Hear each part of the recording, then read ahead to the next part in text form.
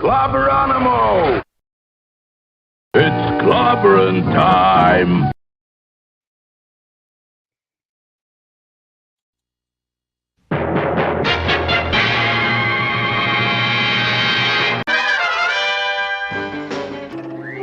Atomic batteries to power. Turbines to speed. Roger. Ready to move out.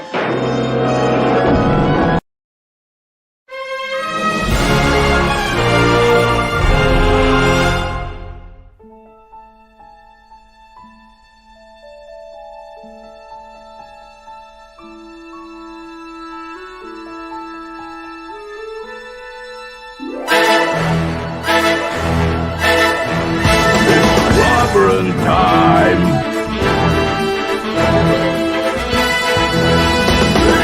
Clobberin!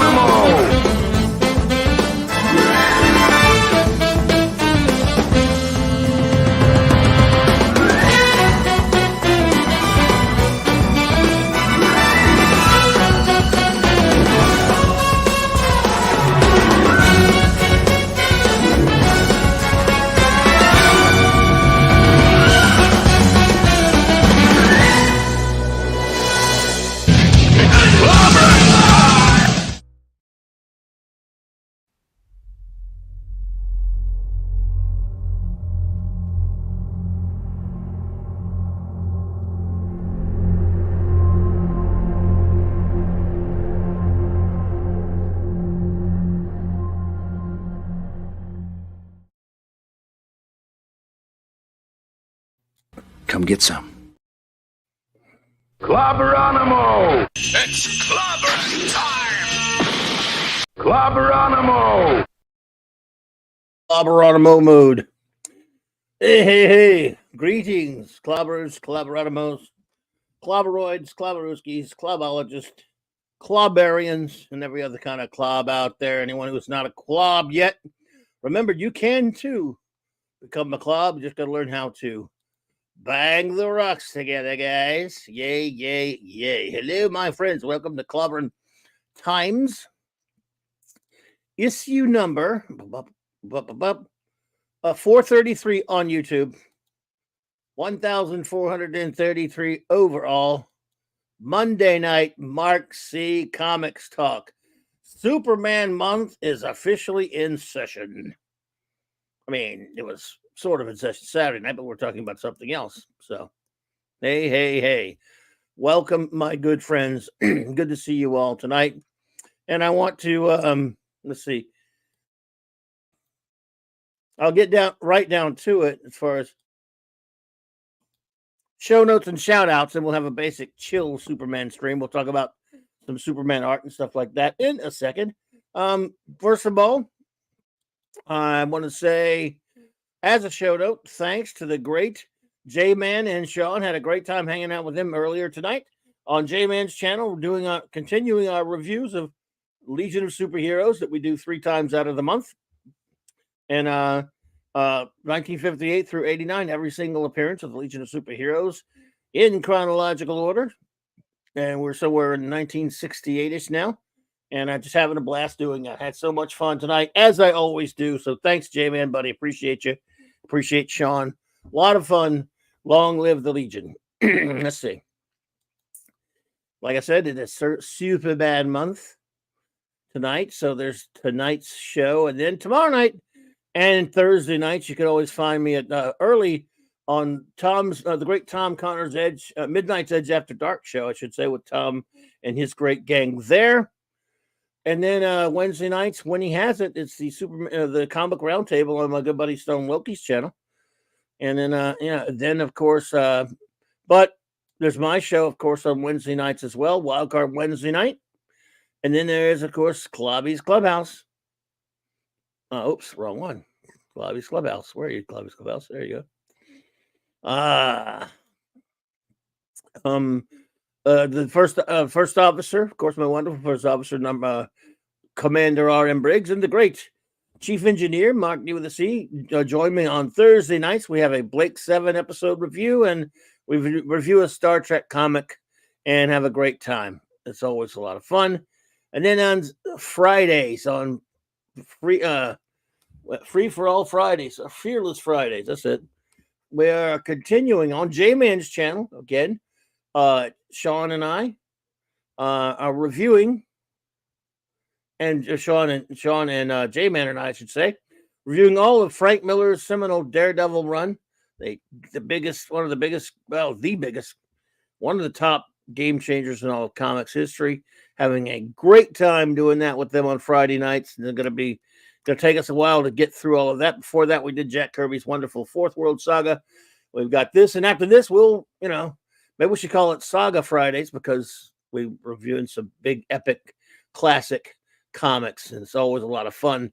And then a little bit after that, also on Friday nights, I hang out with my good buddy 32 Flavors of Nick Weiser's Friday Night Comic Shop talk with the Friday Night Comic Shop boys and Nicholas, and it's always a lot of fun. We review comics sometimes and other things, and of course, as you all know, we top it all off with Saturday Night Star Trek. My wonderful first officer, Commander Briggs, and I review all of real Star Trek. We started 3 years ago now, over 3 years ago now, and we're all the way up to Star Trek Voyager Season 5 starting this Saturday night with 4 episodes.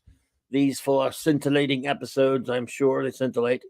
So we got that. And then, of course, we end the week off at our great Chief Engineer's channel. Who was not feeling well, unfortunately, and was unable to do the show last night, but he'll be back next week, probably. We're pretty sure he will be. Maybe it'll be after the Super Bowl. I don't know if it'll be later or whatever, but it'll be the Sunday Night Geekery. Tentatively, I'm going to announce just in case. If he decides not to do it that night as well, okay. But if not, then he'll probably have some eatery mixed in with the Geekery, and that's Sunday nights, 10 p.m. Eastern Standard Time, and that's where I am, folks, and that's where we are. And let's get this started. Let's get this Superman month started on Clobberin Times Mark C Comics Talk. Before we do that, now that we've done the shout outs, let's do the show notes, shall we? I'm sorry. We've done the show notes. Now we do the shout outs. Got it backwards. Of course, I shout out our wonderful wrenches, whether they're here or not. The great Eric K., the Bronze Wrencher, the Vindicator Wrencher, the great White North, the great Chris Persia, D. Bud Martin, the great Wrench of Iron, my buddy Lord Toth, LT, buddy. It was good seeing you hanging out with us at J-Man's channel tonight. Avon lives and long live the Legion, sir. And shout out to your wonderful better half, Lady Thoth, as well. The aforementioned great J-Man, who I spotted earlier here. The Wrench Without Fear and fellow Legionnaire and reviewer extraordinaire. Maddie's daddy, we were Rich Mjolnir. Stephen Callell, Stephen, are you here, buddy? The Super Wrench. There you go. Fandom outside of the rascally wrench. Hungry Boy, Master of the Cloboni. Clobberin Times' own Music Meister, Maximum Redstone, and our Triple Bullwinkle, the great, the Bullwinkle Wrench, I should say. Larry, what's up, buddy? And now I'm going to switch over to the chat and shout you all out because we do this way we roll up in here. We love our friends. If you're lurking out there, thank you so much. I cannot tell you how much I appreciate that, you wonderful lurkers. And if you're watching this on a later download or a rewatch or whatever they call it, thank you so much. I cannot tell you how much it is appreciated. I should say it more.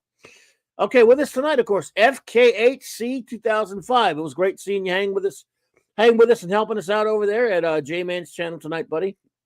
Thank you. Appreciate it. Oh, my goodness, the lovely Penny is here. Hey, Penny. Good to see you, my dear. Hope you're doing well. Gwagnar also hanging out with us, talking some Legion tonight. Good to see you, Gwag.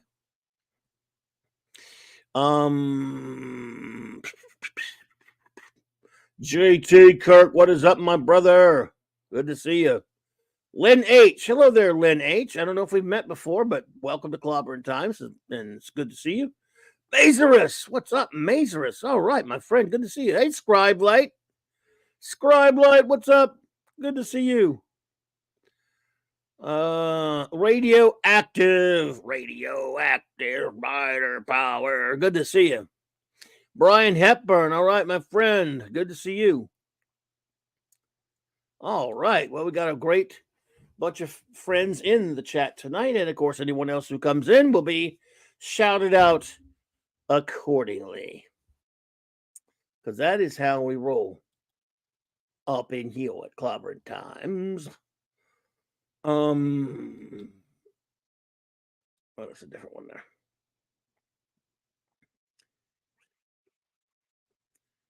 So, yes, it is Superman month. Superhero numero uno, the big kahuna. I love him. And every every February on Clobberin Times, every February is always Superman month. You may ask why, indeed. Well, it's not the month that the character actually debuted or anything, but it was chosen to be his birth month eventually at some point in DC Comics. So Superman's birthday is February 29th. And even when they don't have a February 29th, I do it. And of course, this year we actually have one. Who knows? Maybe we'll do it. That'll be a Thursday. Who knows? We might do a birthday party that night, or I might just do it on this channel on a Monday or whatever before that.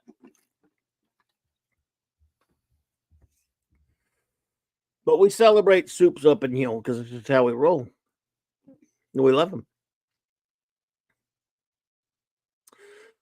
And I know I forgot something. Oh, well. Let's worry about it later. I forgot water. I knew I forgot something.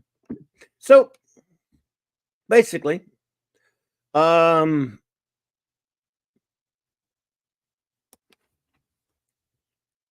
started it all for me. The Adam West TV show. And I will always love Batman. He will always be part of my heart and soul. Not just because of the Adam West show, but the character, as what I just everything about him. I love him.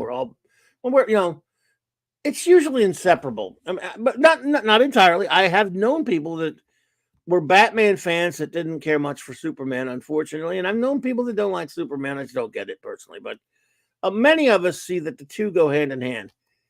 Personally, my favorite character of all time is Ben J. Grimm, the ever-loving blue-eyed thing. But my number two is the character I think is probably the greatest superhero of them all. That is, of course, Superboy / Superman. I consider it to be a package deal. I love Superboy just as much as I love Superman.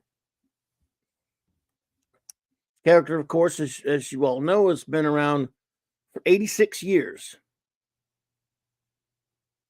86 freaking years. And when a character is, I don't know how else to say it, taken away from its original creators and his original creators and, taken over by others, let's just say. Treated as a corporate commodity, as Superman has been, as Batman and everyone. Well, every superhero that you love has been. Every superhero that you love has been. None of them are owned by their original creators, unfortunately. And yes, I know the Siegel family's starting to get a little bit, but listen, I mean, it's chicken feed. Just like the Kirby family gets a little bit, but it's nothing compared to what he was worth.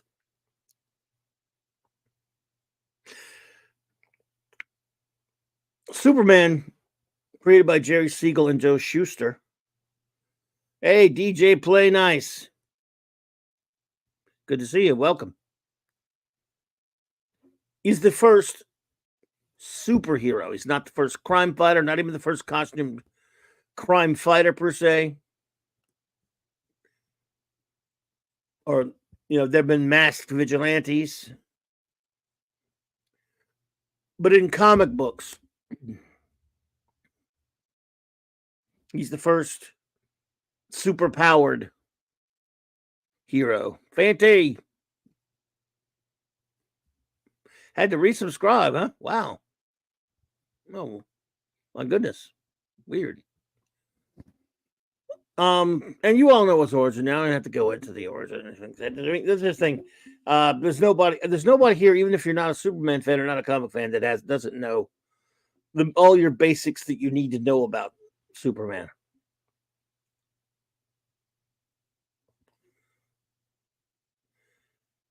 because Superman is a comic book character, and is because Superman is a and comic book characters are visual characters. What makes superheroes special, at least to me, and again, look, they are childish power fantasies at their core. Let's face it, people often try to make them more than that, but that's what they are, and we love them for it because I can't obviously you can't speak for everyone, but it's probably safe to say that anywhere from 80 some odd to 90% of everybody who loves superheroes, big time superhero fans, became fans of superheroes in their youth at a very young age. Like I said, I'm sure you can maybe you can run into people that never touched a comic book, and then when they were 35 years old, someone talked them into it. They read one and they go, wow. And they might have liked the comic book. They might have said, I've never touched one. That may have happened. Or maybe they started in college or something like that. And they might have said, you probably, I don't know, if you were a hippie, you gave O'Neil Adams Hard Traveling Heroes, or you gave him a Dark Knight. You gave him a Miller's Dark Knight or a Miller's Daredevil, whatever it is. It's possible that someone who never ever messed around with comics in their adulthood, you gave them Watchmen or whatever, and they they would read it and go and admit it's pretty good, more adult like fiction, and they liked it. So I'm not discounting that.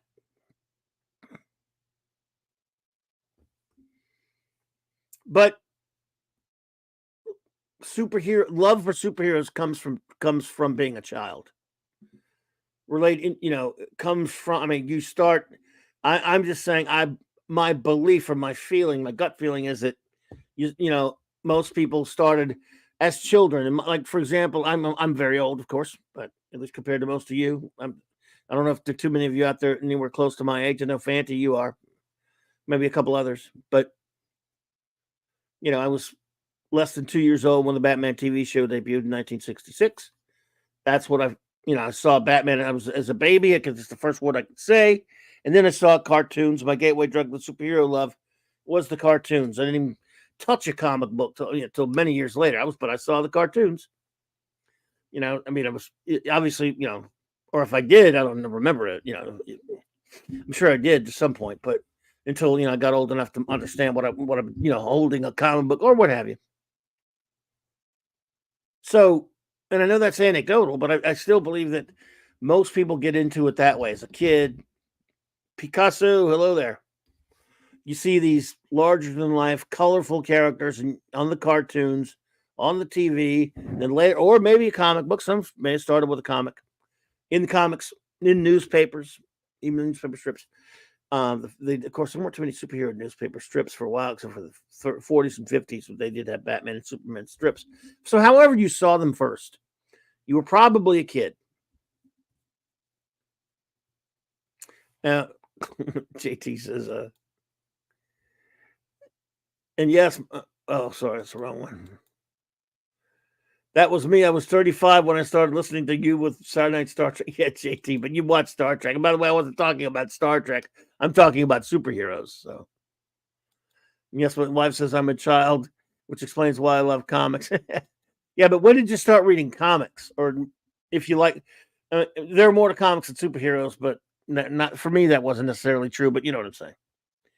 So, the point being is, wherever you started with it, you probably started with superheroes as a kid. They were made for kids. And for some reason, the thought, of Superman, they had the Filmation cartoons, which is probably the first place where I saw him. And then they had Superboy cartoons as well, which weren't, I don't know if there was as many as the Superman one, but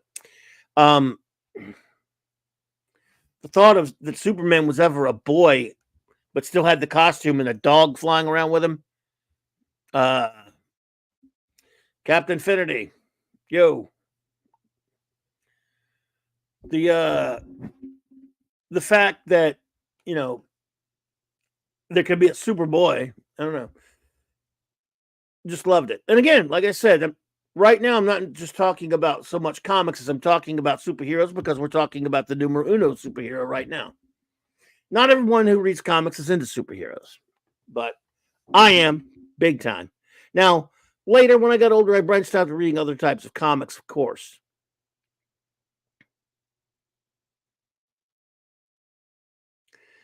But even though I started with Batman and the Adam West Show, hey, your Muslim uncle, what's up, buddy?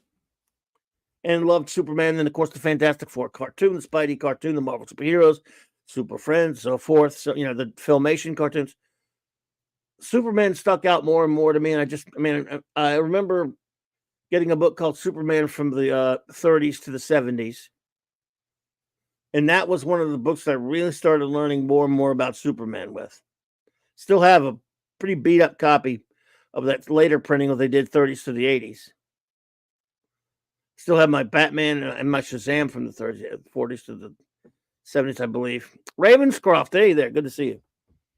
So Soups, needless to say, means a whole hell of a lot to me.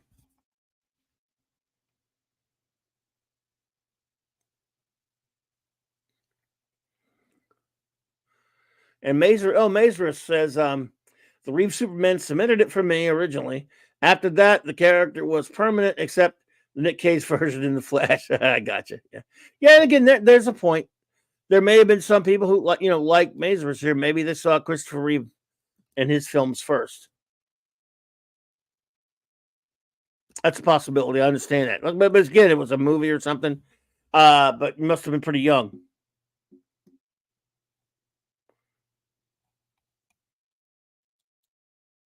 So these people in the brightly colored costumes, part of being a superhero is a costume.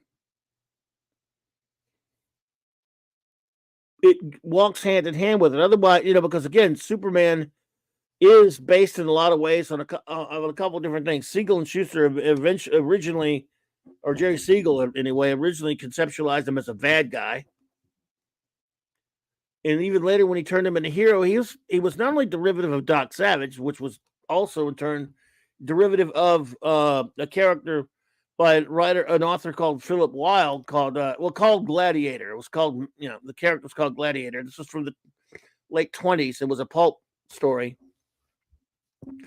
That's, of course, heavy inspiration on Superman as well. And Jerry Siegel, he was a kid when he created Superman. He called him Clark Kent. Doc Savage's name was Clark Savage. He had Superman eventually ended up with a Fortress of Solitude. Well, Doc Savage had one before him. But as far as comics, but Doc Savage had a look, just like the Shadow had a look, but it's tough. Shadow's closer to a costume, at least, but again, it's a pulp character. Doc Savage not really necessarily a costume.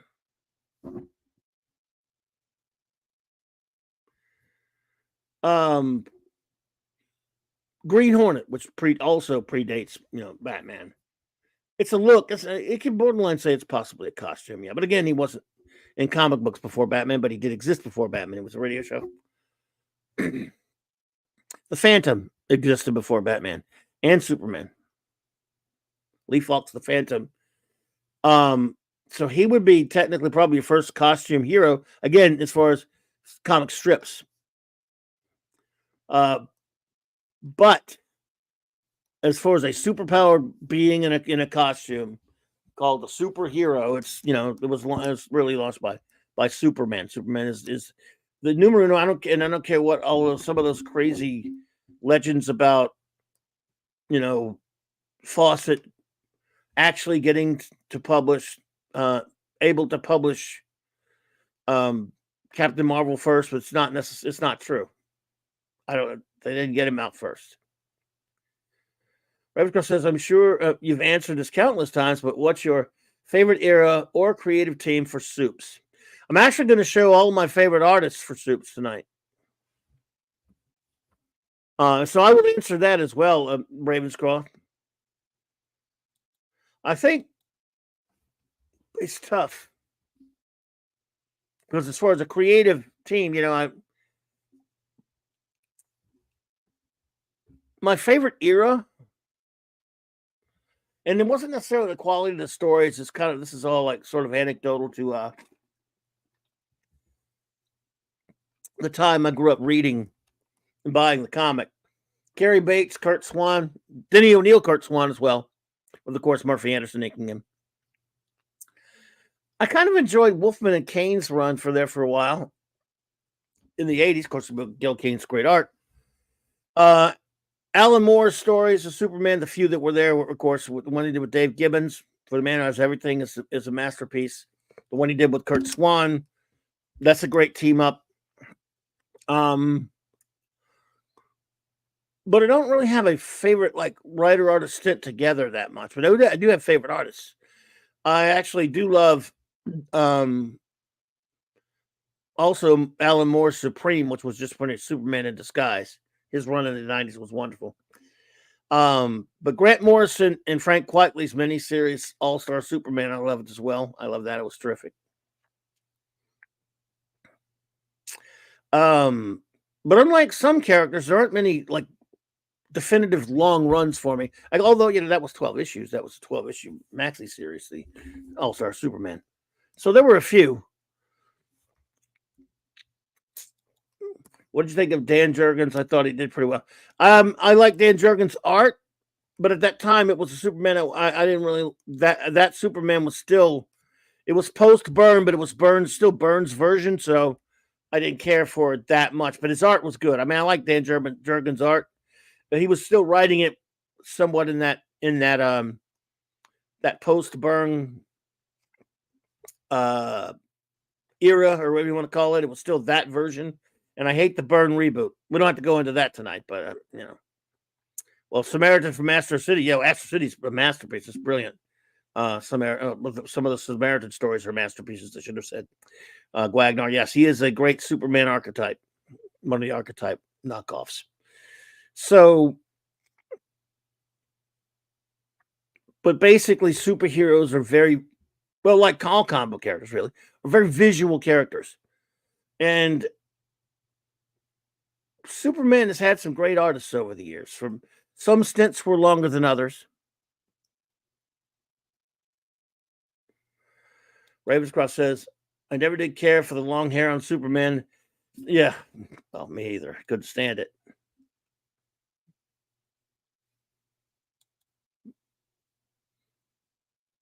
DJ Play Nice is a member. Well, thank you so much for joining, DJ Play Nice. I appreciate that. Thank you. It's good to have you here. I appreciate it. Very kind of you. So it's tough to give the big, like I said, Ravenscroft, O'Neill, and the Swanderson team for the Sand Superman saga. They were great. I like a lot of the Cary Bates Swan stuff in the 70s and even the Wolfman Gil Kane run of the early 80s. Stuff like that are some pretty good runs. Gotta admit, wasn't big on the Jeff Johns, Gary Frank run, but the art by Gary Frank was nice. And as much as I love Busiek on a lot of other stuff, I wasn't too keen on his run on the Superman stuff for the 2000s, but a little bit biased on some of that stuff. Granted. So I'm going to look at the eras of Superman art. I was tempted to make it as a rating list. I'm not going to rate them. I'm just going to go from beginning, go in as much chronological order as I possibly can and I'm going to single out about, a great number of examples of, for me, when Superman looked his best. Which artists were my favorites on Superman? Who are the ones that they're perfect. And of course, there are a lot more than just these, but these are the ones that did the character for any length of time. So let me see here. All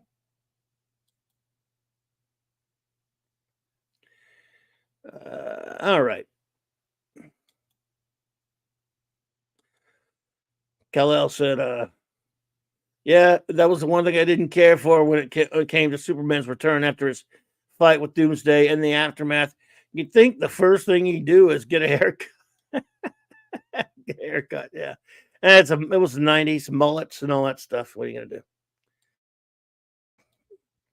But to be honest, again, I was not I hated the Byrne. I'm not going to go into it because every time you say this, people always want to know why and they want an explanation. And I will give an explanation for those who don't know me. I have no problem in explaining it, but I hate the '86 John Byrne reboot. Many people, usually younger than me, I've heard obviously wax rhapsodic about it. People who just love it and speak in fond nostalgic tones for it, and it was something they loved at the time, so that's fine. I didn't, and therefore I got a chip on my shoulder against anything after that. So I stopped buying the book. Now, I was at the time married, believe it or not, and my then wife was she was more of an indiscriminate Superman fan than I was. So she wanted when I would go pick up my comics, I would not have been buying Superman or Action comics, but she wanted them. I did buy Action Weekly because they had other things in that when that was coming out. So I had that Superman in Action and Adventures of Superman. I had to buy those 3 titles for her, amongst a couple of other ones that I didn't read. So otherwise, I wouldn't have been buying them at all, and I didn't even bother reading her copies of it most of the time. So I didn't like it. So post Byrne, late '80s and early '90s, throughout the '90s, Superman was not the one I cared about because to me, even when he got his butt kicked and killed by Doomsday, I just didn't care. I didn't care about that. I hated the death of Superman. I thought it was just a dumb cornball gimmick. It was a big, I was helping a guy at that point. I was doing other jobs, but I was helping him at a friend's comic shop with him a little bit, and I did not like that kind of gimmick. I just, didn't fall into it. But it was huge. It was huge as far as events in comics are concerned, and I remember it very well. And that it was some kind of a time, I guess. But at the time, everyone else was going nuts over it. I'm like, that's not my Superman anyway. I don't care about him. So, unlike many of my dear friends that I have now, for example, that I've met many, many years later, who do wax nostalgic about those things of that time, like the Superman Doomsday and that kind of stuff. For me, it was a time of indifference. I was barely buying any mainstream things. I wasn't buying much of anything. I had a few comics that I liked. And I was still buying comics, still helping a friend out with his comic shop. But for the most part, I did not get in on the hype for the death of Superman or Nightfall. Didn't care for either one of them. They were just silly gimmicks to me. I know. But yeah, and so for some of you, it's nostalgic, and I really get it. We're just from different ages, So it's just the way it is. And let's see here. Stored a couple of them. Steven says, I didn't love the 1986 Superman reboot, but I didn't hate it either. Some of what came from it I liked, but I didn't care for Byrne stating that his version of Superman was the only one that counted. That was one of the things that rubbed me the wrong way the most. I hated him for that. I hated Byrne's idiotic arrogance, and this is coming from someone who was a big fan of his before this, and thought I wanted to see him do a Superman. It's not a reboot. I just wanted to see him take over the book, not with a damn reboot, but. Steven also says, that was the one thing I didn't care for when it came to Superman's return after his fight with Doomsday in the aftermath. You'd think he could get a haircut. Oh, yeah, I already read that one. Sorry. Terrible memory. Got it backwards. Custody of the comics? Maybe a little bit. Yeah. Hey, Pat S., what's up, buddy? Hope you're feeling well, man. Good to see you. He said, I'm from the Bronze Age, was born during it too. I was born in the Silver Age, but most, by the time I was starting to really get to read comics, my very, very young, but not getting old enough to get comics, the Bronze Age was coming into play. So as much as I love the Silver Age comics, and of course was born in the Silver Age, I'm very much a Bronze Age baby, or a Bronze Age toddler anyway. So. Let's look at some Superman art, as I did last year a little bit. JT Kurth, I was born in the Brass Age. Yeah. Of course, you have Joe Shuster, and you don't have Superman without him. He is the original artist and co-creator of Superman. It was an elegant style. It was considered crude by some back then, but this is the man that put him in the costume, and should be revered for it. And he had some really bad eyesight later on in life.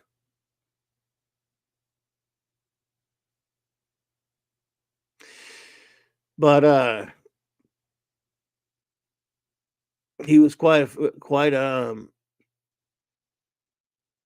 well, he had quite an imagination because he did help design it. He designed the Superman costume. Along with, I mean, I know there was input by Jerry Siegel. So Jerry Siegel, excuse me, Joe Shuster, when they did the Tripwire article that we did about a year or so ago, oh boy, he got left off the top 101 greatest comic book artists. It's ridiculous. It's patently absurd. But he did. And so he'll always be honored here.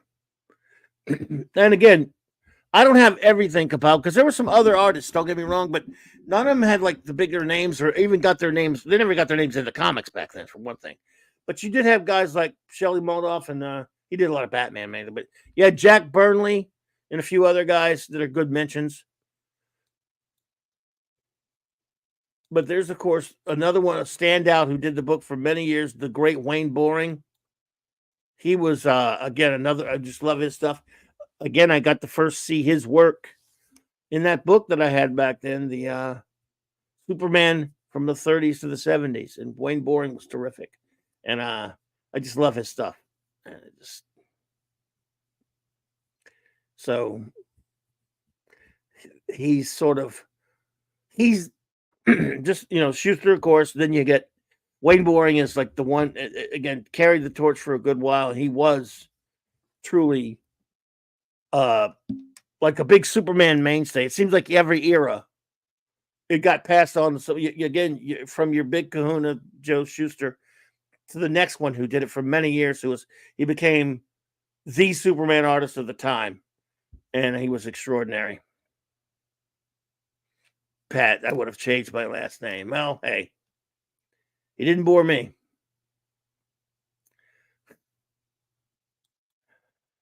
Then, of course, the big one, the definitive Superman artist of all time, in my opinion, the great Curt Swan. Excuse me.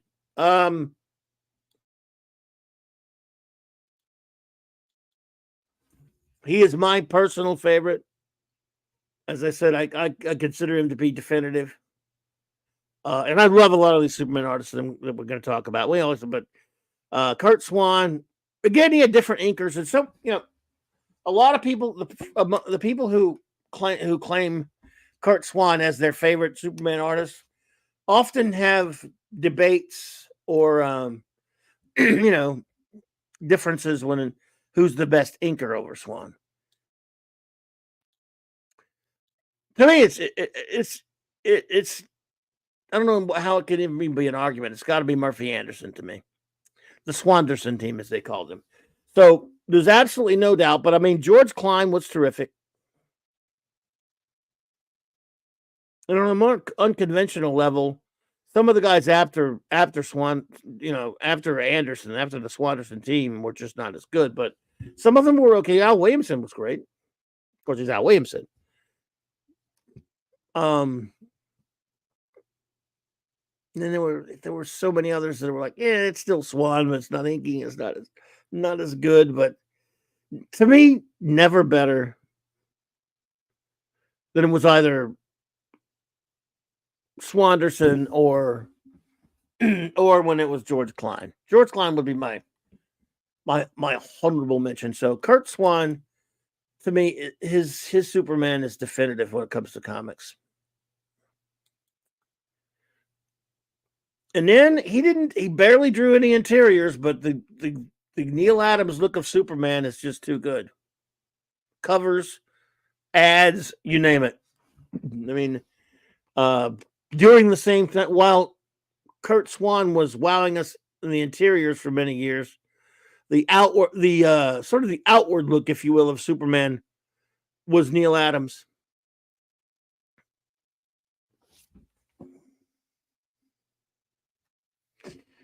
Neil Adams, again, like I said, he didn't do a lot of interior Superman work. He did some, obviously, Superman versus Muhammad Ali, but my goodness, he did so many covers.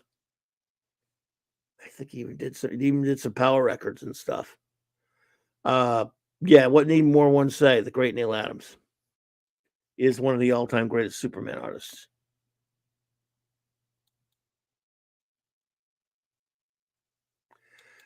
Another great, of course, is Jose Luis Garcia Lopez, the style book man himself. I mean, this guy drew the DC Comics style book. Garcia Lopez was just magnificent.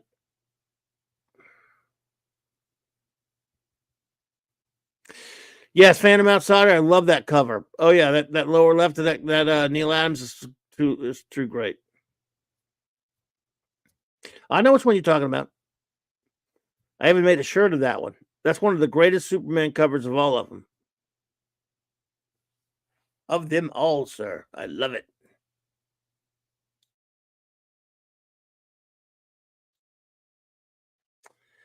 So Garcia Lopez, again, just phenomenal. I wish he'd done more. And again, this is another example of unlike Siegel, unlike Boring, unlike Swan, but much like Adams, it was on periphery in the sense that he didn't do a lot. He did a little, but not a lot of interior work for Superman.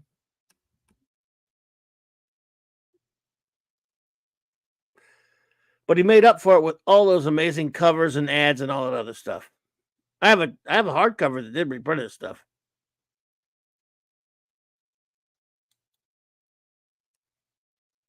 Let's see.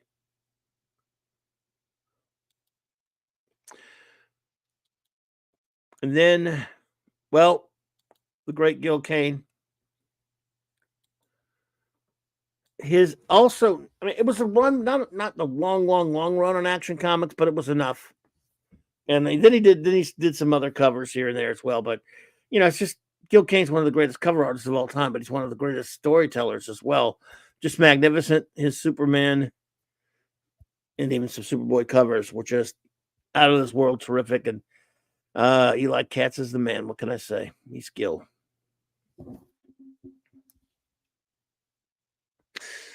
Then, of course, again, another one who didn't do regular stints on the character, but I thought I would put George Perez anyway. Because George Perez, obviously, he drew Superman in other things and did him so well that I just love, George Perez, Superman / Superboy. A lot of them, again, covers. Because at that time, again, most of the time when he was doing that, there were other artists. I mean, it was just Kurt Swan did it for so long, But late great George Perez was something. Then in an era that I talked about earlier that it was post-Byrne that I didn't like, but I liked the artist, Jerry Ordway did a fine Superman. Like I said, didn't like that era because of Byrne. But he did a fine Supes. And that's all that matters, really. In terms of just because you're talking about the art. So. And then again, he did some interior stuff, but mostly it's paintings and all over the place. But Alex Ross, Superman is always incredible. Newbie question here: did Supes ever carry Kit in his yellow belt? Carry Kit? Ever carry Kit in his yellow belt? What do you mean? Carry things in his.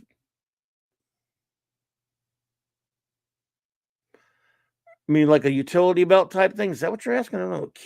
Carry Kit. Accessories and tools. I don't remember. Fanti might remember. I mean, usually it was just a small belt. But it wasn't really a utility belt that I know. So you didn't need it as much. But you never know. Superman, could carry stuff in there probably. See, Superman, so he could probably find a way. And now some more contemporary people. And a lot of people aren't going to agree with this one. But I love All-Star Superman. Frank Quitely Superman. I know a lot of people don't like him, but I do.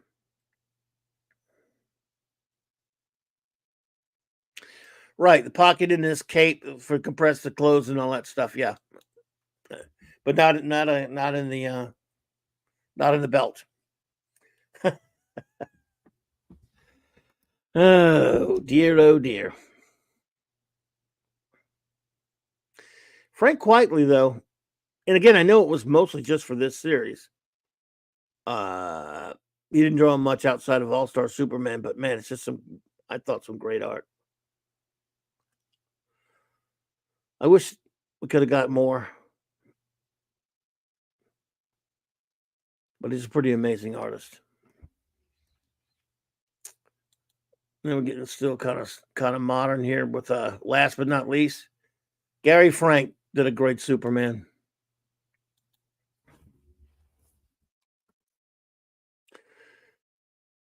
He sort of channeled Christopher Reeve a little bit. I mean, if you look at that, in fact, I think it was supposed to be that way. I think he and Jeff Johns, when they got together on the comic book Superman's Secret Origin,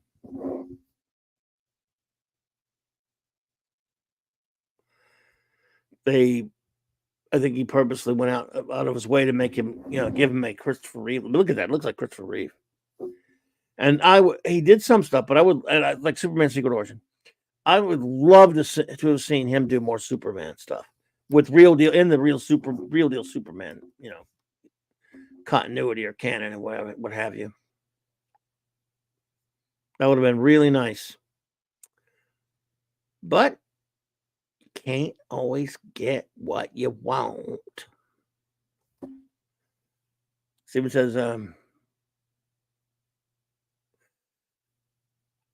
so even though I'm a Batman fan, I'm still on Team Superman to this day, but when the word hero or superhero was mentioned, he's the first character I think of. Well, yeah, Superman is the ultimate.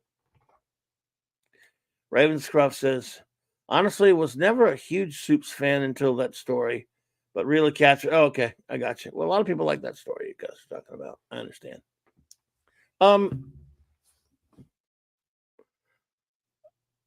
As far as stories, next week, next Monday night, I'm going to review. I finally decided, because I've been meaning to do it for a long time, and if no one wants to review it with me, I'll review it myself. Unless I can get a friend to come do this with me. For The Man Who Has Everything, Superman Annual Number 11 by Alan Moore, Dave Gibbons. It's an extraordinary story, and it deserves to be reviewed. Maybe I'll see if I can get the Carlos to come do that with me. I'll bug him and see if he wants to. We were going to do it once before, and he wasn't able to make it. So, but we'll see. It's a brilliant story, and but yes, any one of these artists, I would just love to see do another Superman story. Any one of them. But you can't always get what you want. Can you? Now, I would ask any of you out there, who are your top 2 or 3? I mean, who is your favorite? You can just give me one. Favorite Superman artist.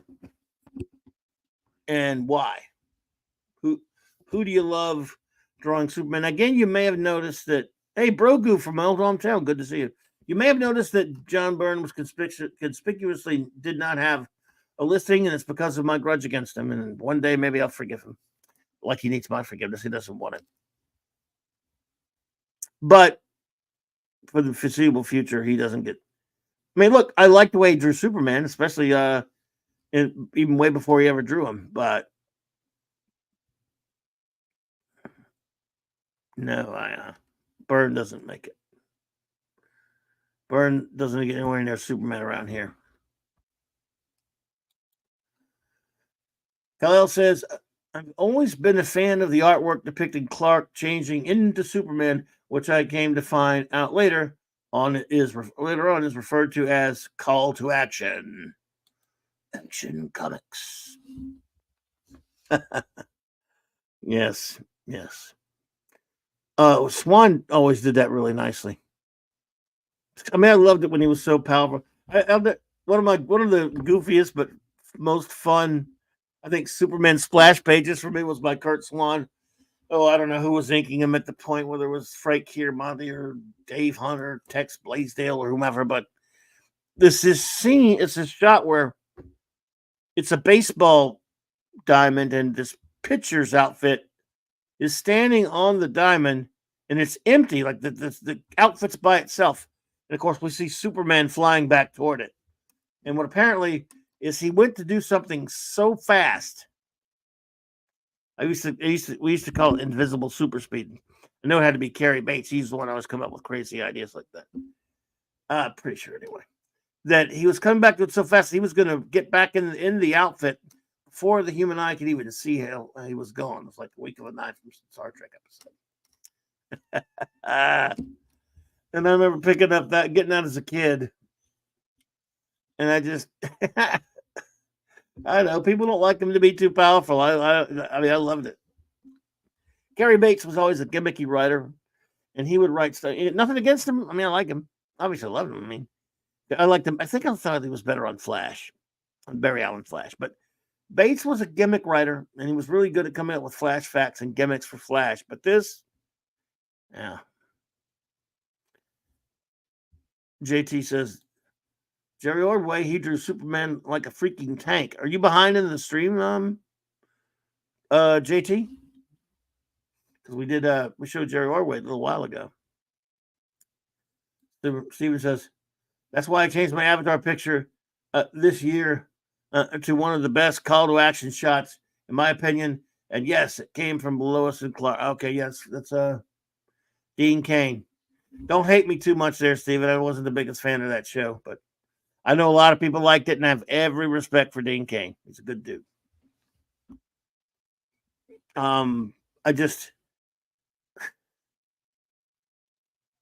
It was the first of a couple of examples of, I mean, you do a show, I mean, at least Superman's time is in the title, I guess. That's something. Called Lois and Clark, The Adventures of Superman. I guess I was just never that big on Lois Lane. She was part of the story, and that's fine. I'm a Lana guy, redhead, I always thought she was kind of a biatch. Now, I love Terry Hatcher, don't get me wrong. I didn't like Kane's uniform that much in that show. Or his costume that much in that show. But then it also had kind of, I didn't like the stories much when I watched it. I don't know.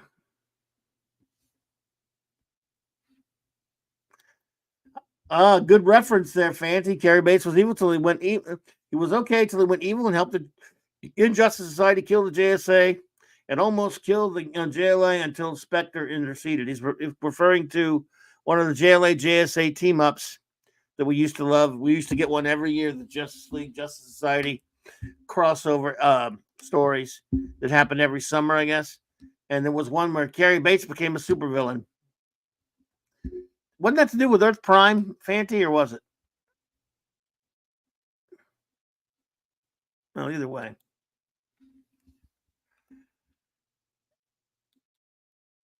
So that's a good reference, dude. And I can see that cover in my head now. I have to go try to find it. No worries, Clobby. I can understand that it's not for everyone. The shot, incidentally, depicts Clark ripping his shirt open to reveal the S shield as he's falling through the sky. Oh, I got you. Yeah, Bates was on Earth Prime. Thank you, Fanty. Was that the first appearance of Earth Prime?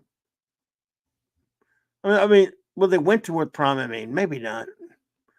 JLA 124 or thereabouts. It was in the 120s, but I thought it was earlier than that. But you're probably right. I'll see if I can find it.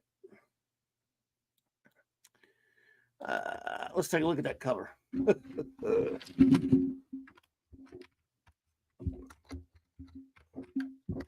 can't freaking type.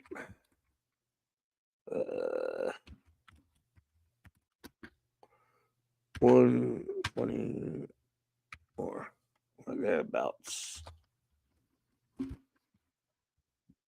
Oh, I forgot to put. I gotta put Justice of America. Oh, there you go.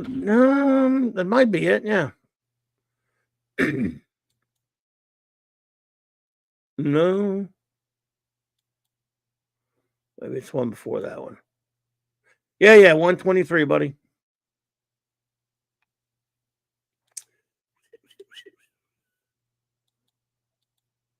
Almost got it.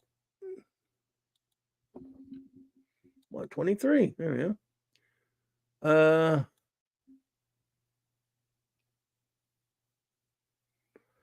There it is, bub. What a team we make, Fanty. What a team. All righty. There we go. So there you go, Fant. Man, I haven't read this in forever, ever.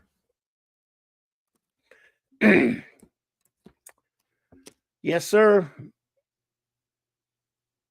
There you go. That's a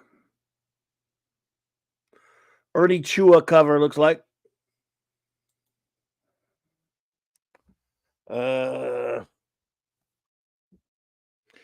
Flash 179 was the first Earth Prime. Thank you. Excuse me.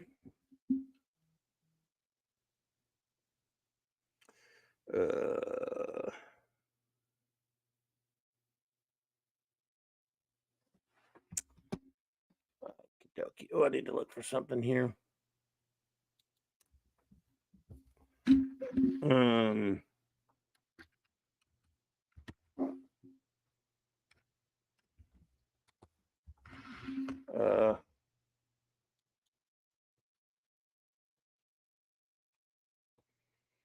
That's wrong.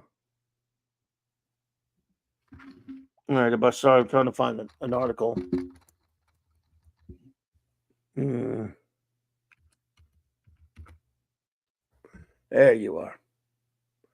Sorry, buddy. I was looking for something. All right. There we go.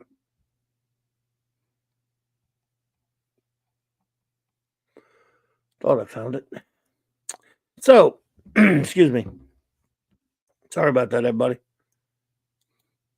Yeah, in 179, Julie Schwartz helps Flash construct the cosmic treadmill to get him back to Earth 1. Yeah, there you go. So, yeah, that's Carrie Bates. Anyway, crazy stuff.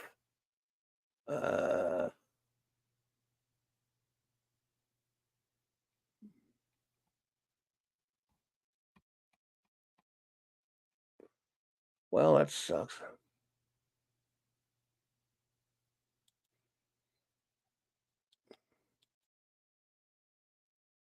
Images. All right. Okay. Well. And like I keep saying, comics, folks. Keely Chow, roll that tide. Comics keep losing our artists.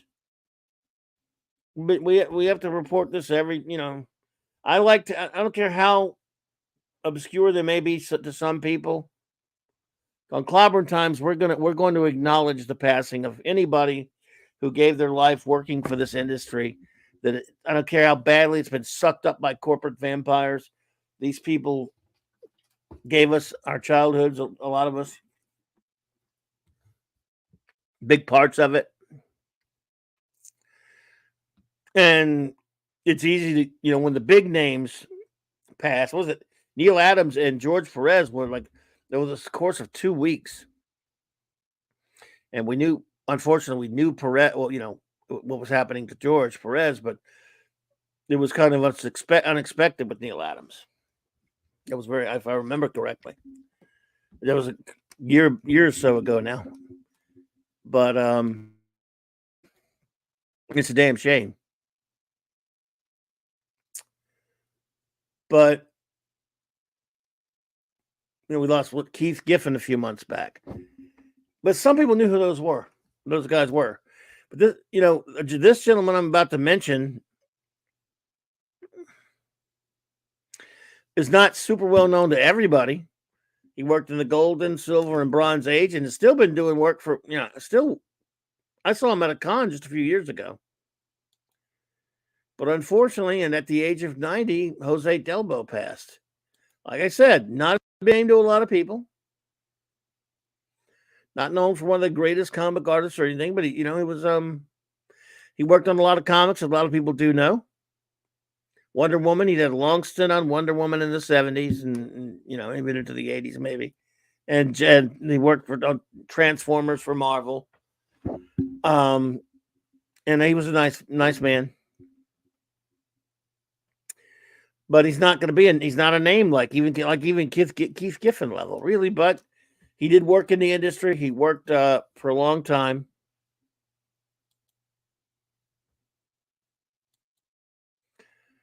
As a penciler.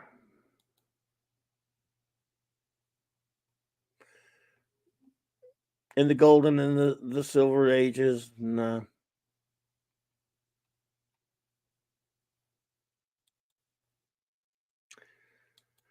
yes, Keely Chow, absolutely. So, whenever this happens, I don't care how well known they are.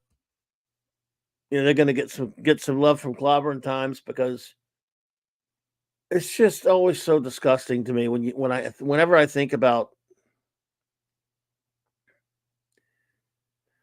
comic book artists and even writers throughout the course of comic book history, the way they've been treated. Creators, basically, just call them creators. Never own their own property, in other words, their own intellectual property. And of course, the excuse makers like to say, well, they just didn't make a deal. They didn't stay, these people, look, they didn't know what was going to happen. So yeah, they made mistakes. But these companies made billions of dollars off of these characters. And, it wouldn't kill them. We're not talking about like thousands and thousands and thousands of people that they would have to help out who did all these I mean, it'd be a relatively, considering the kind of money these companies have, it would be no skin off for them to go and at least help out. At minimum, help out the family of some of these creators and artists.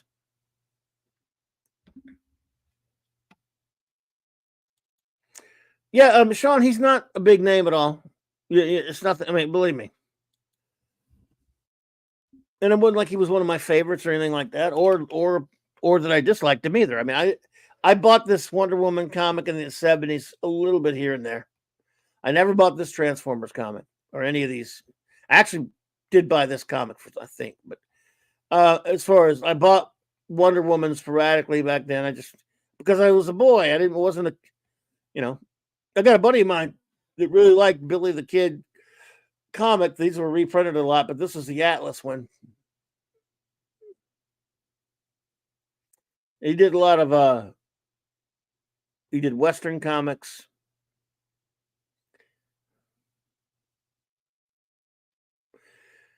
Born in Argentina, Delbo began his career as a professional comic artist when he was just 16 years old, drawing the Argentine Western comic book Pancho Negro. In 1963, due to political instability in Argentina, Delbo moved to Brazil, and then 2 years later, he moved to the United States. His work as a Western comic artist in Argentina led him to working in Westerns for Charlton Comics in the United States, most notably a long run on Billy the Kid, which I got a buddy of mine used to love that comic. There were reprints. He didn't know it at the time when he was buying them.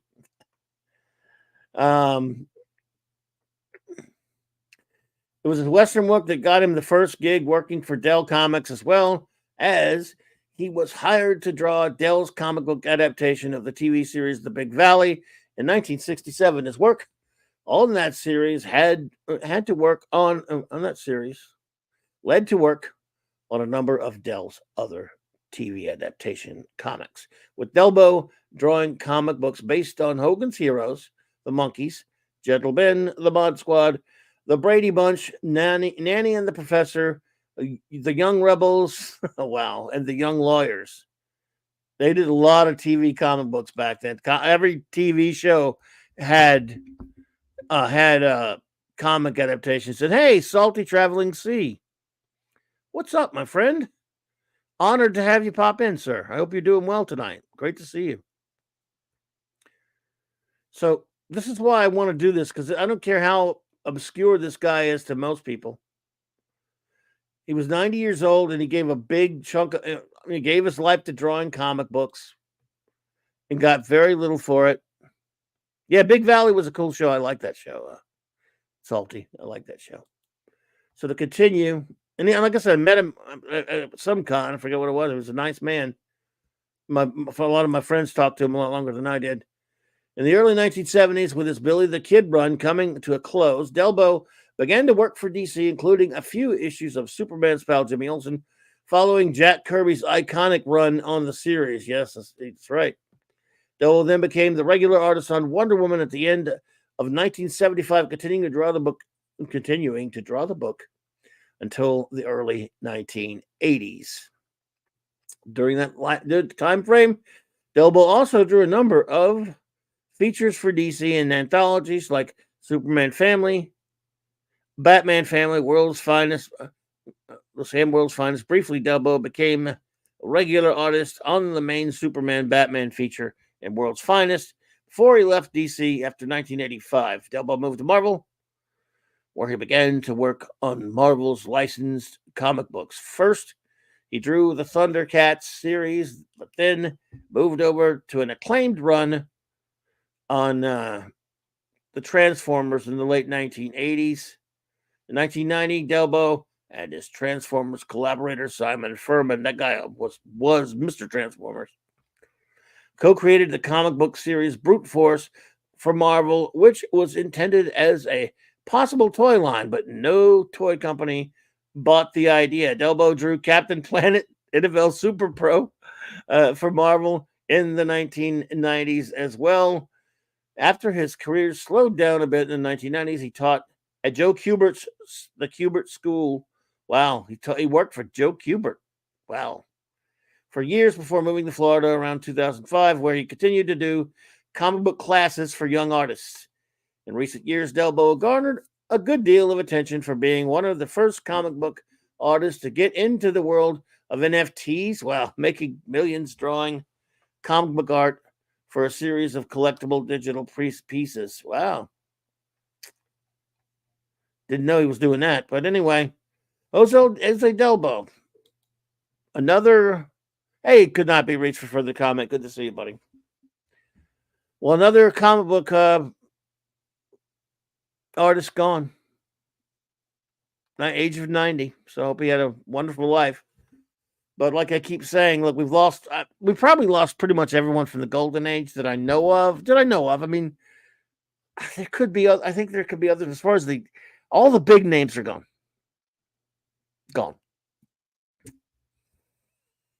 Silver Age is getting close to getting rapidly depleted. In the Bronze Age, there's still a good number of people with us, but we've lost some Bronze Agers too. And there's some of those guys still hanging on that I keep, once in a while I hear things about them. I'm like, oh, no, come on. This is getting depressing. I'm a Bronze Age baby. I love Bronze Age comics the most, even though, I love the Silver. I'm a big Silver Age fan, and I really love I love and respect the Golden Age as well.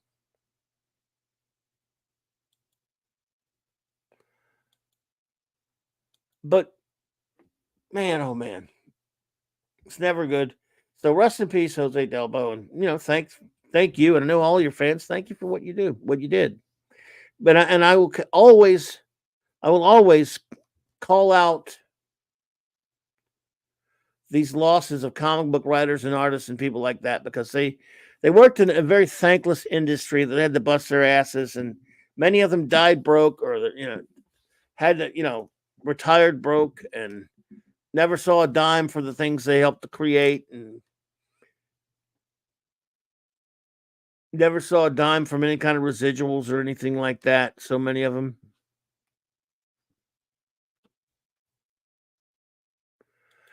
Ravenscroft says, at some point, I fear that everyone who even remembered what quality comics were will no longer be alive. Well, that's for sure. That's probably true. That's depressing, isn't it? Yeah.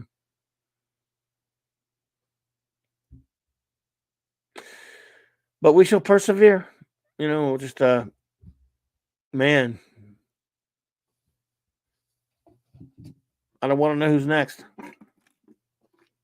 Because, of course, there's some big names recently, we don't, in the people actually know, the big, huge names out there that passed recently. And just the way it is. Why be depressing? Let's talk a little more about Superman. Any of you, as I started to ask earlier when I was showing the Superman art, who's your favorite Superman artist and why? If you got one or two, I'll now watch the chat. In case you did it earlier, sorry about that. When I was showing mine, just if you have one, no pressure. Maybe you don't have one. Maybe you have two.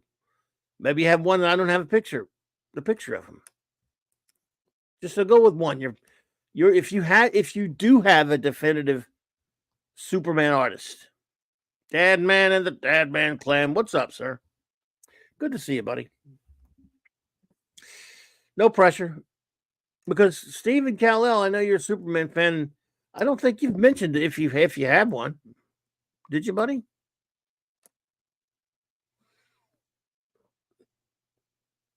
But if you do, well, like I said, just let me know, son.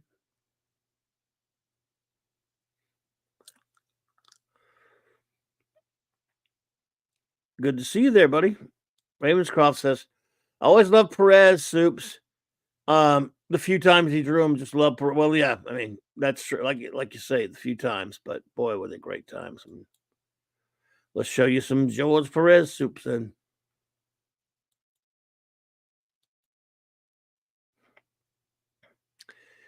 Yep, George Perez. I mean, Perez drew him in some stuff, obviously in Justice League.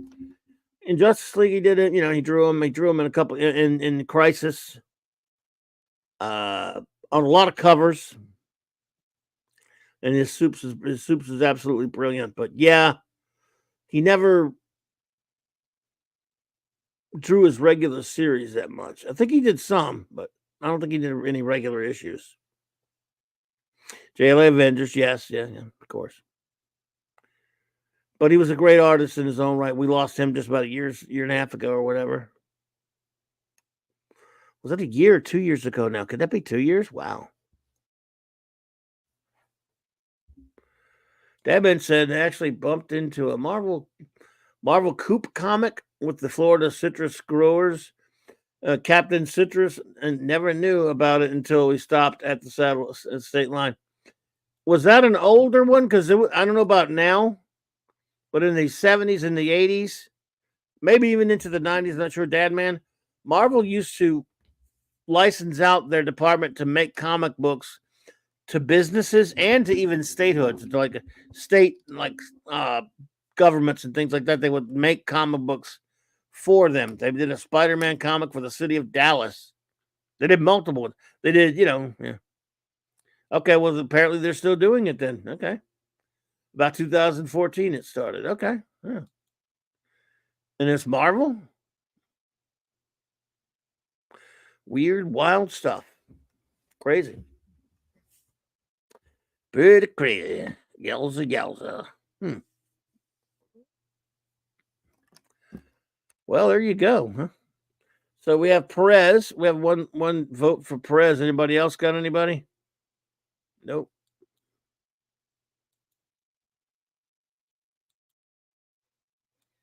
Weird. Yeah. Yes, I learned about it last night. As long as the Marvel image is protected, yes, I'll send you something later. Okay. I got you.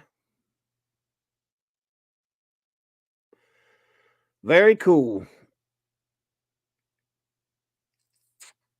So, yeah.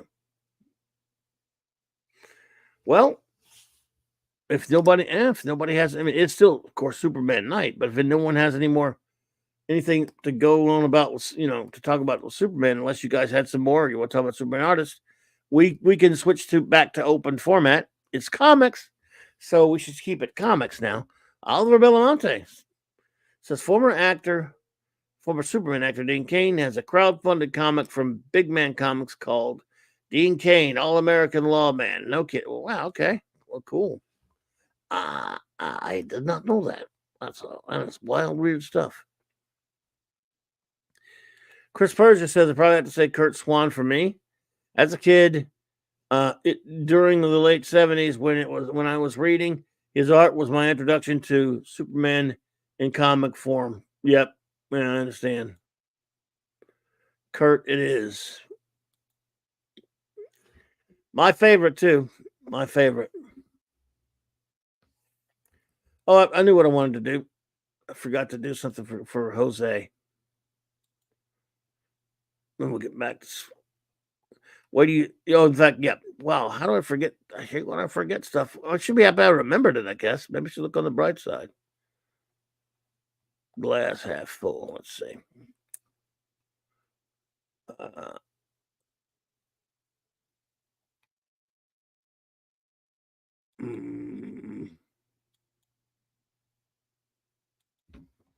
All right, let's see something here.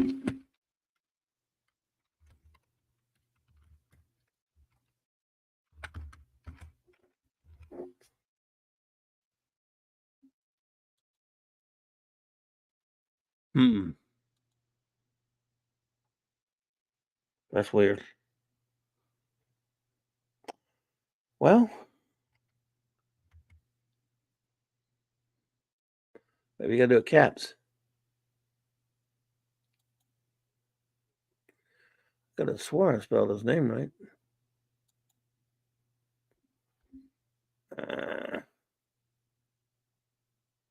Weird. I'm doing something wrong, which is not unusual. It's not unusual for me to do something wrong.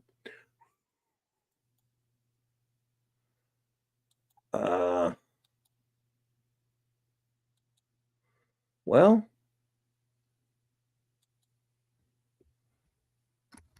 try this way.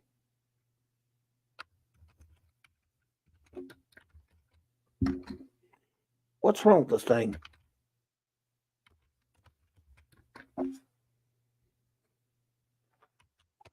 Oh, man, come on.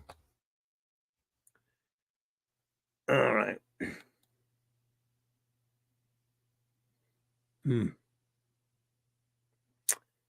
That ain't happening. Well, crap. That ain't working.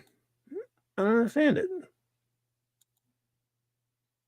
I'm spelling it right. Oh, boy, are you pedantic. I'm sorry, but I was trying to find an article to look at, but this thing is not cooperating. It's being a.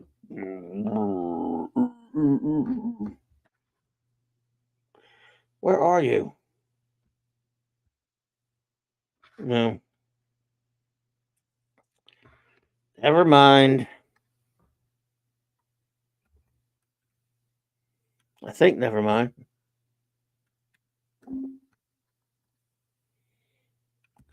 What's wrong with you? Good God. Sorry, buddy. I'm just aggravated.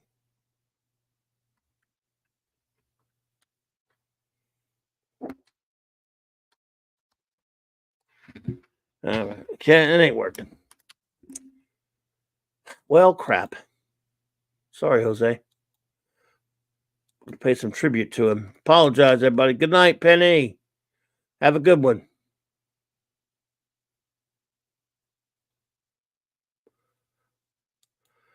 Could I be reached for his comment? Says Jose Luis Garcia Lopez was always my favorite Superman artist. Coming right up. There you go. Love him.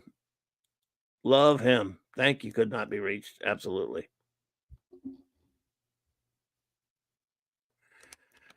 Yes, indeed, Salty. Well, it's just sometimes these sites, when you search, I don't know, they just don't work. Sometimes they do. Steven says, yes, Gabe El Taib and Dean Kane teamed up to make this comic. Okay, yeah. I believe the crowdfunding is still going. I can provide the link for those interested if that's okay. Certainly, feel free.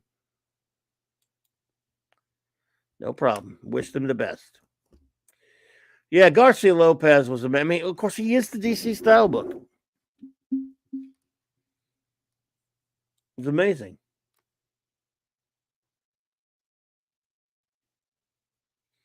Love his stuff.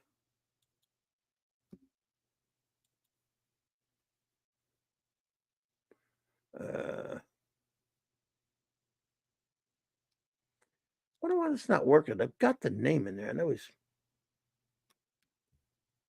I'm the creator.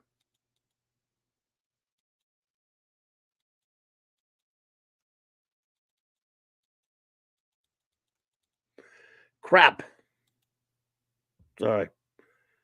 Dang it. What's wrong with this thing? Erg. Love him. Yes. Jose Luis Garcia Lopez. His last name is hyphenated there. Garcia Lopez is his whole last name. Yeah.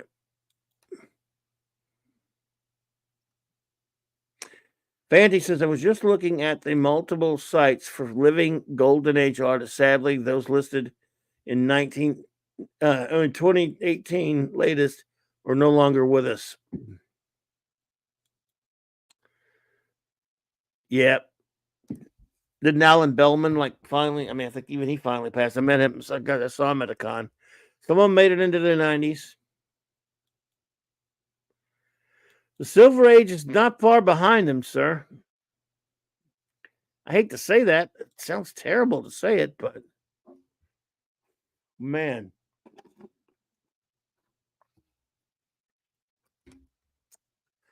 Sounds terrible, but that's just the way it is, you know. Oh boy. Well,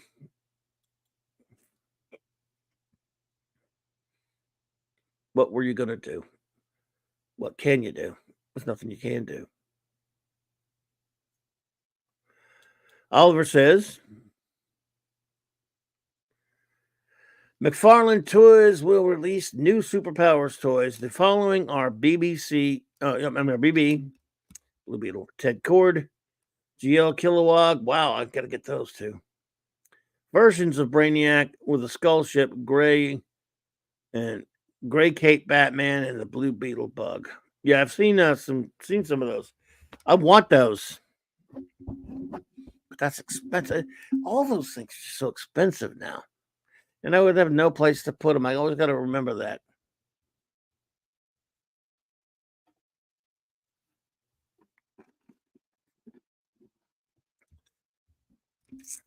I want them though, but you know what? It's just a want, not a need. Just a want. So, oh man.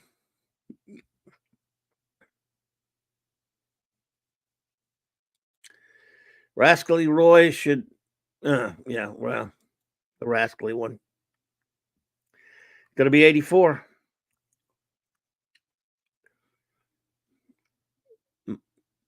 Both Superman's going to be 86 this month on the 29th. My dad's older than him by over a month and a half because my dad made the 86 in January. 86 for Superman. I mean, can you even believe that? 86 years. And there have been so many fools just did not know how to write them or put them in movies.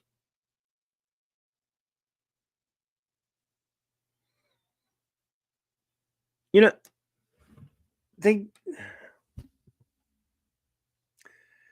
Not only do they know how to write them, they don't have any respect for him. A lot of people just don't have any respect for Superman. They're lapped at his values and stuff like that. I don't know, man. Let's see. Ravenscroft says, and any other questions you guys have about comics, feel free. Doesn't have to just be Superman tonight. Were you a fan of All-Star Squadron? I've always thought this was the kind of the last good thing Thomas wrote. Could be. Well, Stunt Brat. Oh my goodness, Stunt Brat. How you doing? What? Just want my little beach pad turned into a Barbie dream house. I'm working on it. Oh, really? Superman rules indeed. You're turning your beach pad into a Barbie dream house. That's amazing. Well, that can't be easy. That can't be easy at all.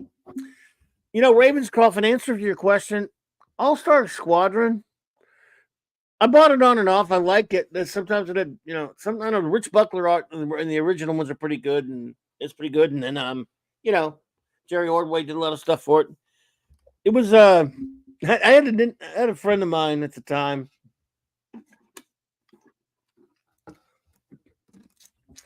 When we would talk about All-Star Squadron, he didn't like it and didn't buy it as much. And I remember because he loved superheroes, he loved the Justice Society, he loved Golden Age. And when we would talk about that, his complaint was it was all a bunch of backbenchers for the most part. He thought there were a bunch of second to third stringers. I mean, because the book is, if you look at the book, most of the time it was, guys that never got their own had their own series for very long, or I guess according to him, could not be reached since I had a lot of merchandise with Garcia Lopez on it. So yeah, he was the DC style book. So yeah. So yeah, Ravenscroft, I liked the book fine. But I remember, never forget this friend of mine. He just he wanted to see the Justice Society, and he said instead of getting that, we got all these. Well, I mean, look at the roster.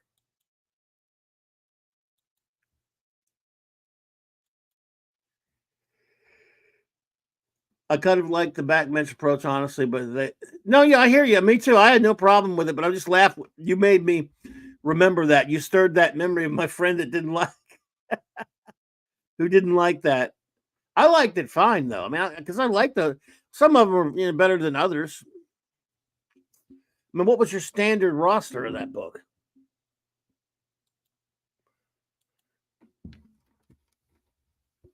And it lasted a good while. It had a good. I mean, I know a lot. It's very well and fondly remembered.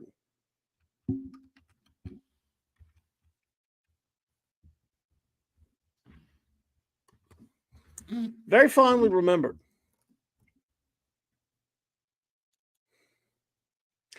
And after all, isn't that what matters?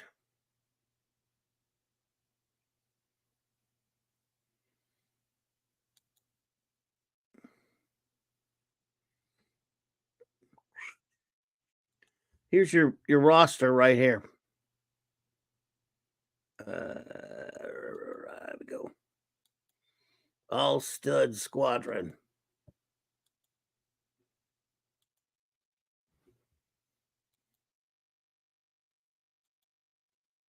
Now,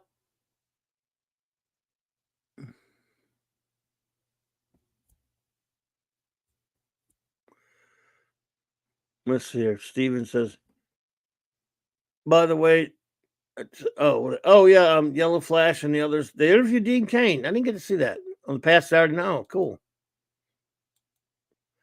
Club, I have a blue Superman t-shirt that says, "Where is my superhero?" Nice.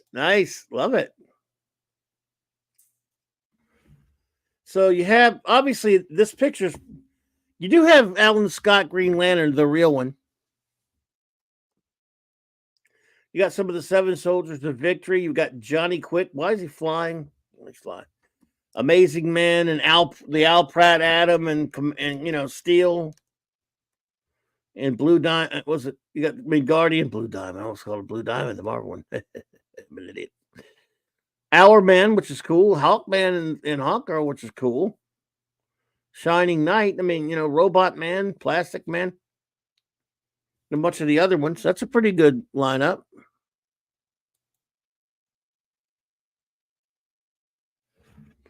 Yes. I love it. No, I mean, this is great stuff. That's a great lineup, I think. I was just having reminiscing of my friend. I know that he didn't like it that much, but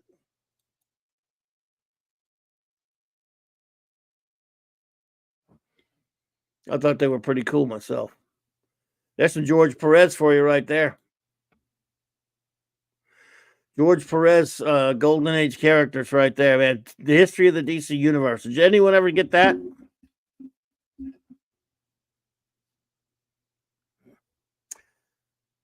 Yeah, Fanty, did you read All-Star Squadron much? Yeah, I didn't pick up Young All-Stars all that I think I may have bought the first 2 issues or something.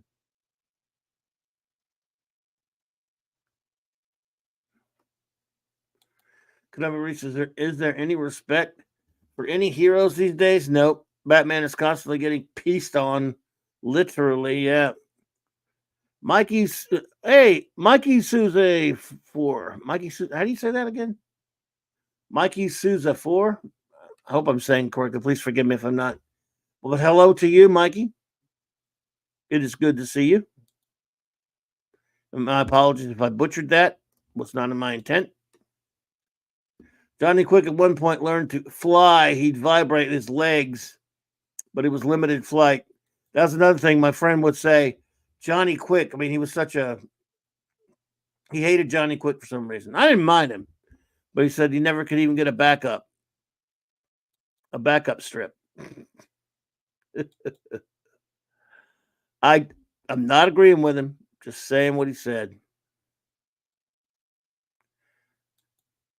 Got every issue of All-Star Squadron and Young All-Star, says Fanty. There you go. Wow.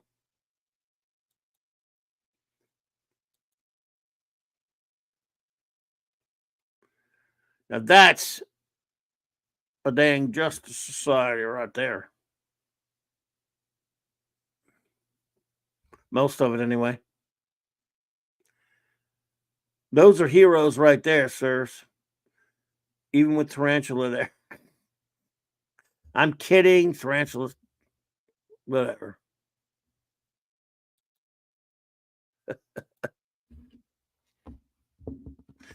Mikey asks, did Batman eventually defeat Deathstroke in the comics? I couldn't give you any specific issues or anything, but I'm sure he did at some point.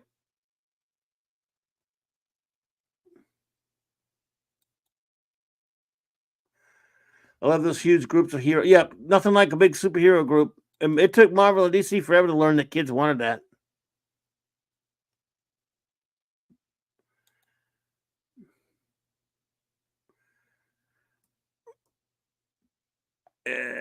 Let's see. Does anyone remember if Batman ever beat Deathstroke in the comics? I mean, I can't really remember. I don't think so. I mean, I take it back. I think he did. I just don't think I can remember what I meant because he's Batman. If he doesn't beat Deathstroke, something's wrong. Because he's Batman. Batman should beat everybody. If anyone has any recollection to answer that question for Mikey, I'd appreciate it because I don't have it. I don't have my source here. So Fanty, you have to be my source. But yeah, that's my Justice Society right there, dude. You got Soups and Bats and Wonder Woman and GL. Wait a minute. Where's Jay Garrick? Got Johnny Thunder and Phantom Lady, who was from not even DC character initially. No Jay Garrick, but you got stupid Tarantula there. Forgot what issue this is from. Yeah. Yes, Hawkman and Hawkgirl are there.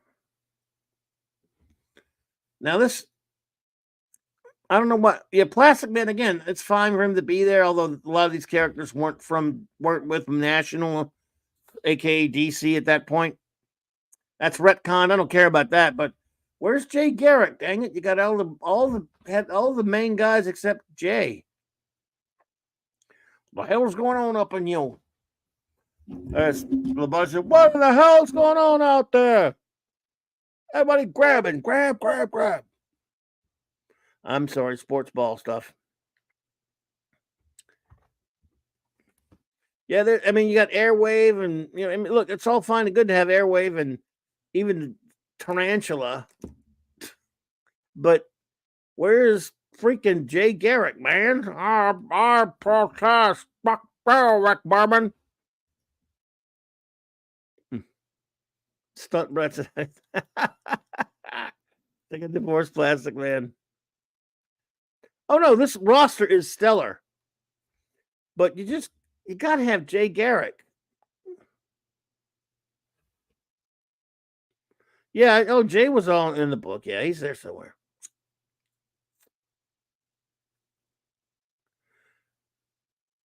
Okay. Hour man. Okay, the next page. Maybe somebody didn't load the next page. Maybe they did. Let me see. No. Oh, okay. There it is. There's Jay. Okay. The 2 pages. Bad me. Vigilante.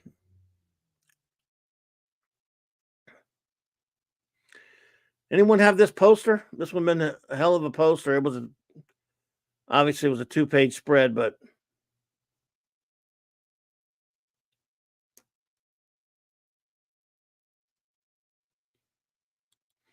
you had all the main guys. Oh, I see what. Oh, wait a minute. Jay Garrick, you are married, buddy. Sitting there talking to, what's her, Firebrand or whatever her name is. You like that? Yeah, it's comfort food for the soul seeing all these heroes. Ravenscroft, I hear you. That Wonder Woman looks so reminds me of the live action Linda Carter show. Yeah. They got Ibis or whatever in there. Zatara.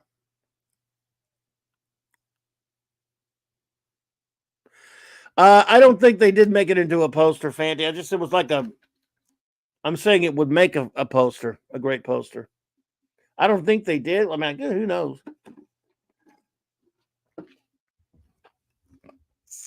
But it's a poster you would want to have if they did.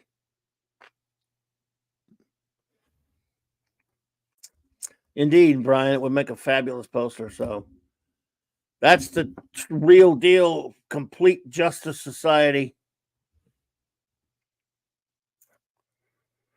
I have a buddy of mine who is a Golden Age comic book expert who can name you there's some obscure Golden Age heroes here in this bunch because a lot of them, weren't originally DC, quote unquote, DC national characters.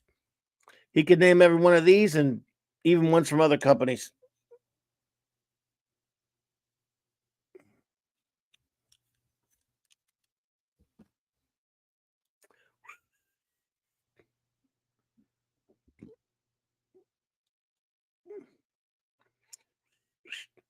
Yeah. Who's who in the DC universe? All-Star Squadron.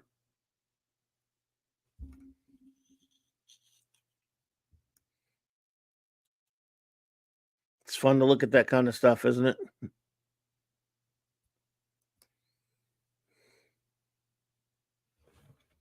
Yeah, I mean, this is what superheroes are. I mean, these are.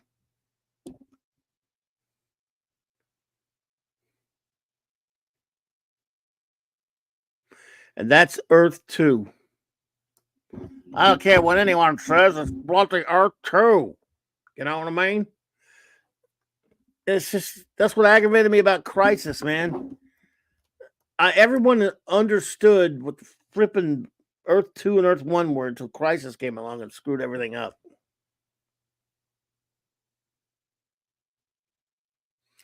Steven says this, which is why I have very little faith that the upcoming Gunverse will be any good. Even if they restore truth, justice, and the American way, it'll probably be a joke. It will be a joke. He makes a joke out of everything. He is a joke. I've liked some of his work, but he'll be a joke. Oh, you got it, Ravenscroft. I'm the same day. Look, dude, I'm the same exact way. When I get really nostalgic about my heroes, my old school superheroes. That's why it's Superman month.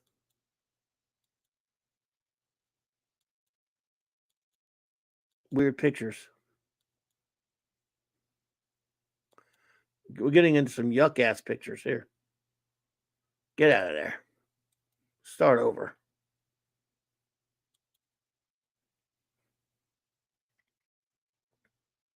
Yeah, get out of the yucky ones. Hey, Paulie, what's up, dude? Everyone, the great Latino slant. Paulie, what's up, brother? What you doing, man?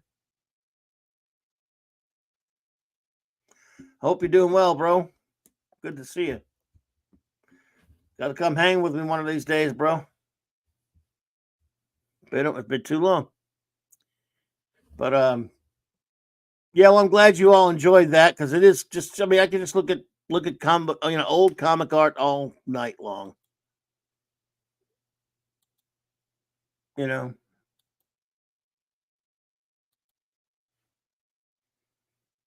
And even though it's Superman month, we were looking at some other characters too, because hey, it's Superman isn't celebrated enough. Now, even though we're mostly, it's Monday night, it's comics talk. Since we talked about our, again, some of you gave your favorite artist, Superman artist. So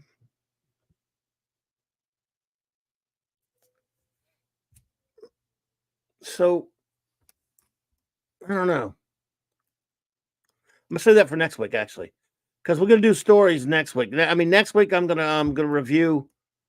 I think either next week or the next. We are gonna make sure whether Carlos can make it or not. I'm going to review Alan Moore and Dave Gibbons. Whatever happens to the Man of Tomorrow. So on Monday nights we do comics. So we're gonna do Wednesday night. Maybe we're gonna talk about Superman movies. I do believe. Like there's only one that I love, so it'll talk about Superman the movie a little bit because, well, but we'll talk about other ones too. I'm gonna get everybody to weigh in on the Superman movies and TV and cartoons and stuff too. We'll probably get a little bit of that in there too. Superman media, because like I said, of course, as you know, Monday night is always comics. So Superman media, your favorites and all that other kind of stuff. We'll probably do that for sure because why not? It is Superman month after all, and this will be the what will it be? Oh wow, man! I can't believe it has been. No. Yeah. 46 years. Yeah. 46 years since Superman the movie came out. 46 years ago, right now. Well, I'd have probably been, getting forced to go to bed for school, but next Saturday, the following Saturday, or the following Friday night, I would find some way to connive my grandmother and to let me stay with her and picking me up, even though my brothers said, "Oh, they didn't feel like doing it. They outgrew it." She would pick me up, and she would bring me to the drugstore, where she get a big stack of comics that she would buy for me, and maybe even sometimes a Mego figure or something. Then I would get up the next day and have me a mama breakfast because she'd make me, and I was, 14 and a half, whatever. Then she dropped me off at the movie theater, and I would watch Superman the movie again like sometimes twice that day.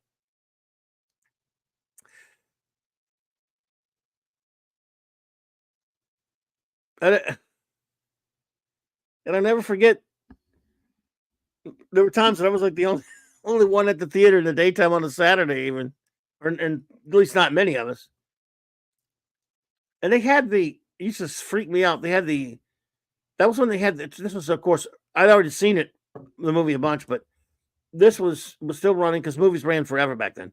And they had the trailer for Alien, which was going to be coming out in a couple of months, I guess. Whatever. It was R-rated. It's not like I was going to get to go see it. That trailer freaked me out. Anyone remember the trailer for Alien? It was just a bunch of like screeching sounds. And it just said, finally, they showed the egg and the screeching, the lights would form the word alien. And there were just these words, there were no words, nothing, no scenes, just in space. No one could hear you scream. I had to see that trailer 50 bazillion times. Seemed like it was the same one before Superman every time. Like, it freaks me out. Of course, I'd get in my comfort zone back when the movie would start. Yeah. But I was not happy having to watch that thing over and over again. And then, of course, I didn't get to go see the movie at the theater because it was an R-rated movie. Steve says, I actually liked Christopher Reeve Superman movies so much that my favorite bad film guilty pleasure movie is Superman 3. Not Superman 4, though. The less said about that movie, the better. Yeah, I'll tell you, Superman 3, it's a weird thing. Mikey says, there are 4 Superman films that feature Christopher Reeve, 3 that had Henry Cavill in there, Superman, and Brandon Routh did one that is, numbers wise. There you go. So this, what's weird about Superman 3? My old buddy Tom Connors and I, we've talked about it a few times. In fact, I went on the show with him talking about it.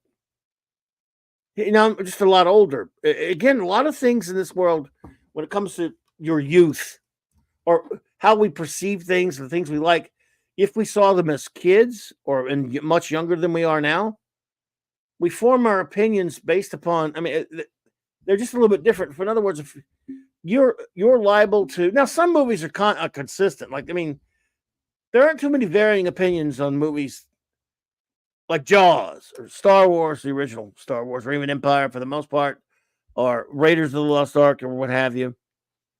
You'd be hard pressed to find anyone that doesn't like those movies. I'm not saying they don't exist, but you know what I mean. Superman 1, whatever. The most popular films, right?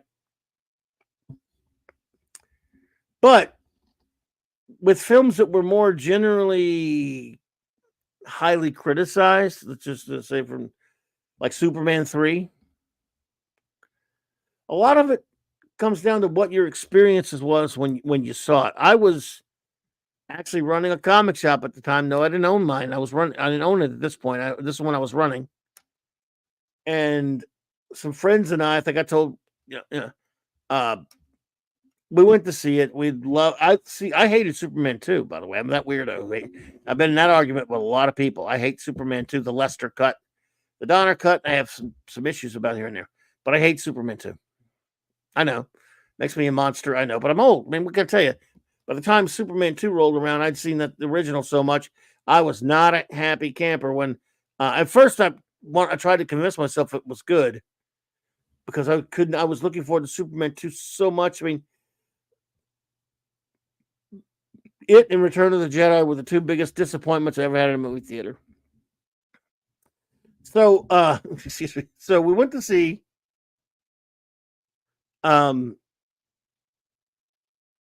Superman 3, and we had one friend of mine when he saw Richard Pryor was in it, and he's such a Superman fan. He was like the ultimate Superman fan compared to him. Man, he knew more about it. He was just like a big time hardcore Superman fan.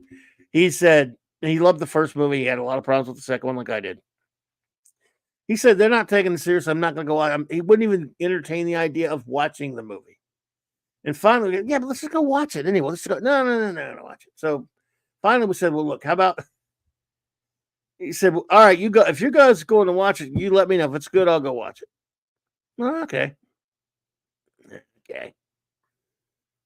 So I think three of us went to see it the first night.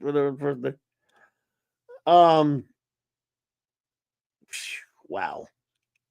And if you were a young adult, look, if you were 8, 9 years old, or 7 years old, or 12, I don't know. I can't relate to your experience back then because I wasn't. I was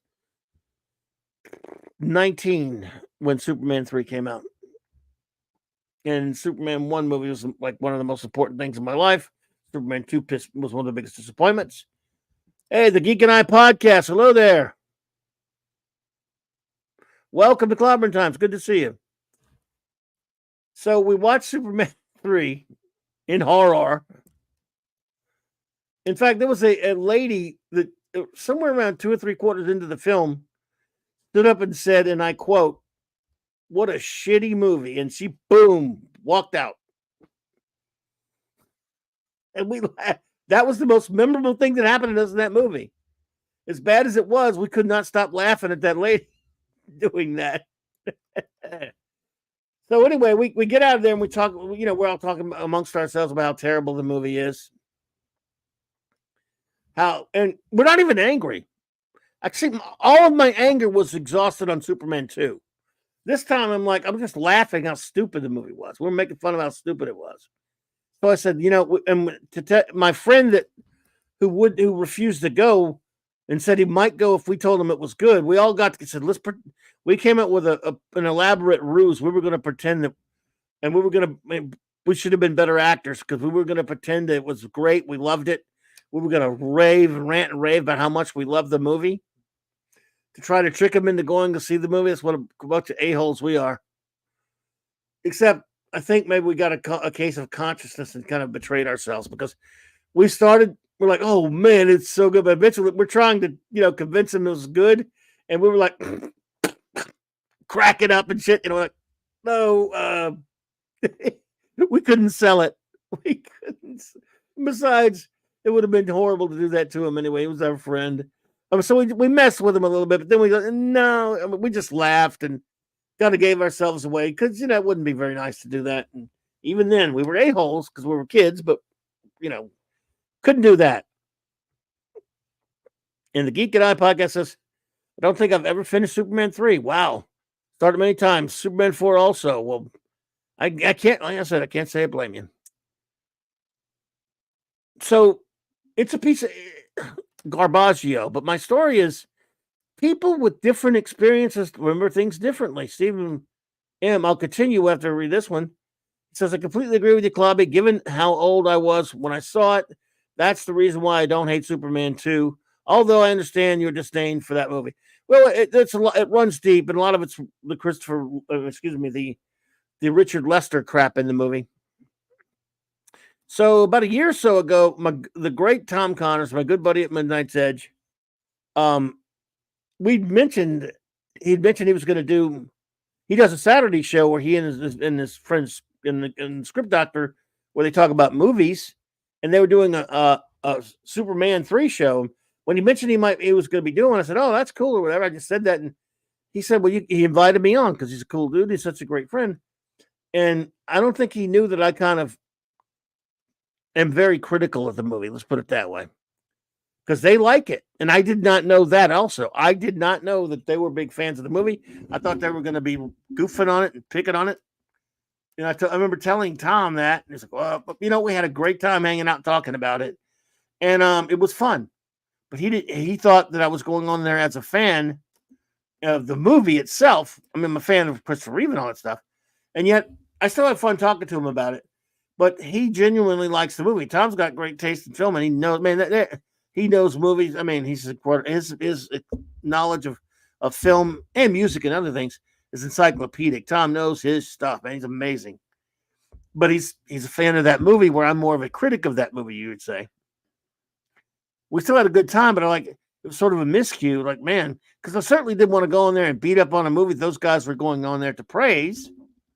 That wouldn't be. It's one thing if you know going in that one side loves it, the other side hates it, or whatever. And I don't hate it, but it is. I mean, I think it's objectively a bad movie in a lot of ways. But there are people who are going to like things. That's again, a movie like that's very much where you were at the time. Now I don't know how old. He's a lot younger than me, but I don't know exactly when Tom. I forgot. He probably told me, but I forgot exactly where he saw it. But I'm just using that as an example. And it was a lot of fun though, and I really enjoyed being on there. But I felt a little guilty. I'm like, man, I don't want to be the a-hole. Good night, Ravenscroft. Have a good one. Thanks for being here, buddy.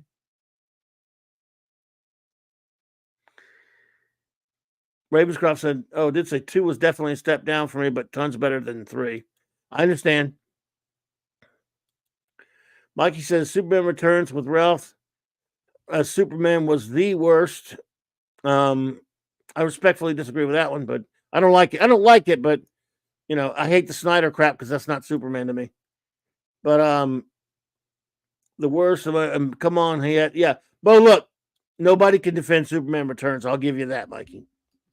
Superman Returns is Bryan Singer idiocy at its worst. Brandon Ralph might have been, could have been in a good movie, might have been an okay Superman. I remember at the time, though it's not as bad as later Superman costumes. I remember hating the costume. It's a shitty story.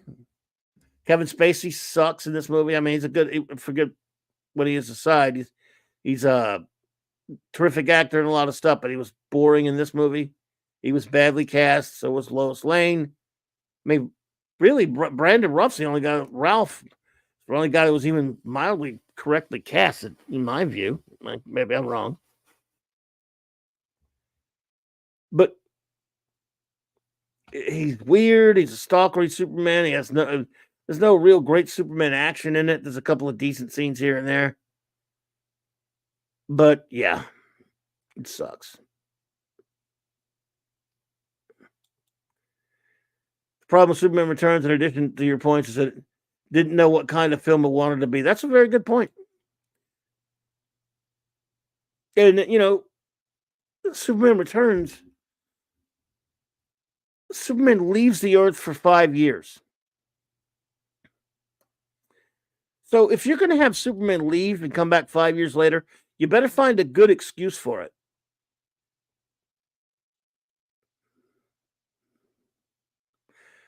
You know what I mean? You better find something that makes that plausible, that works. Because Superman wouldn't just leave for 5 years and go screwing off somewhere. And it was a dumb idea for him to go looking for Krypton in a way. Anyway, and then having it be sort of an unofficial sequel to Superman, just Bryan Singer, you're a moron, man. The movie's moronic. It sucks. I have no defense for it, believe me. I just hate the other stuff more. Hate the Snyder stuff more. But Snyder, that's not really Superman anyway to me, so I shouldn't even bother addressing it. But the point is, they're never going to make another Superman to my liking. I mean, I will give Gunn a chance, like everyone else who wants to give him a chance, but I don't expect me to have any faith in him. I mean, give it, call balls and strikes. I mean, if he does something, if he does well, give him the credit. But he's given me no reason to have any kind of faith in him.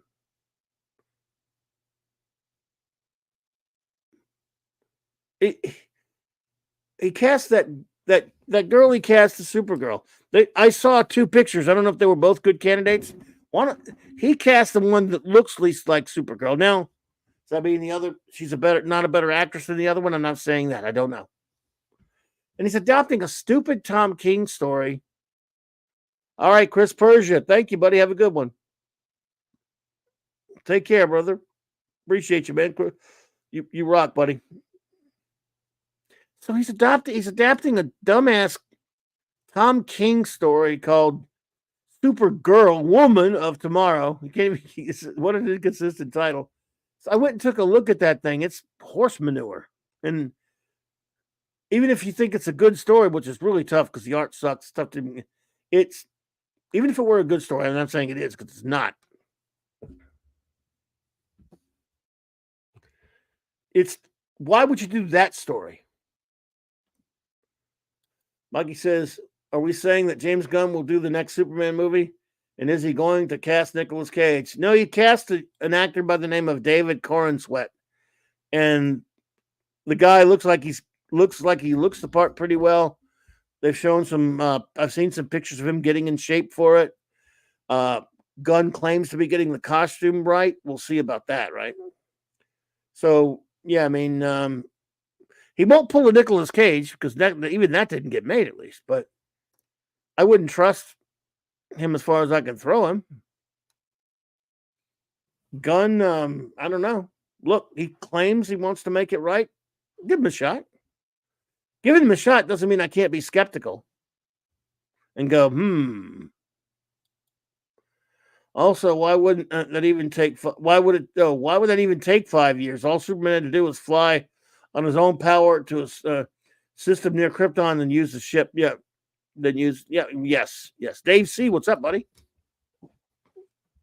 Absolutely, that's a good point, Fanty. So, all I'll say is that Gunn. It's a weird choice. I mean, what does he do? As soon as he gets in power, he just needs to concentrate on Superman, but he's got all these other projects. They should not have even announced any other projects. Not one. Just announce, we're going to take our time. We're going to do a Superman movie. Let's see if he gets it right.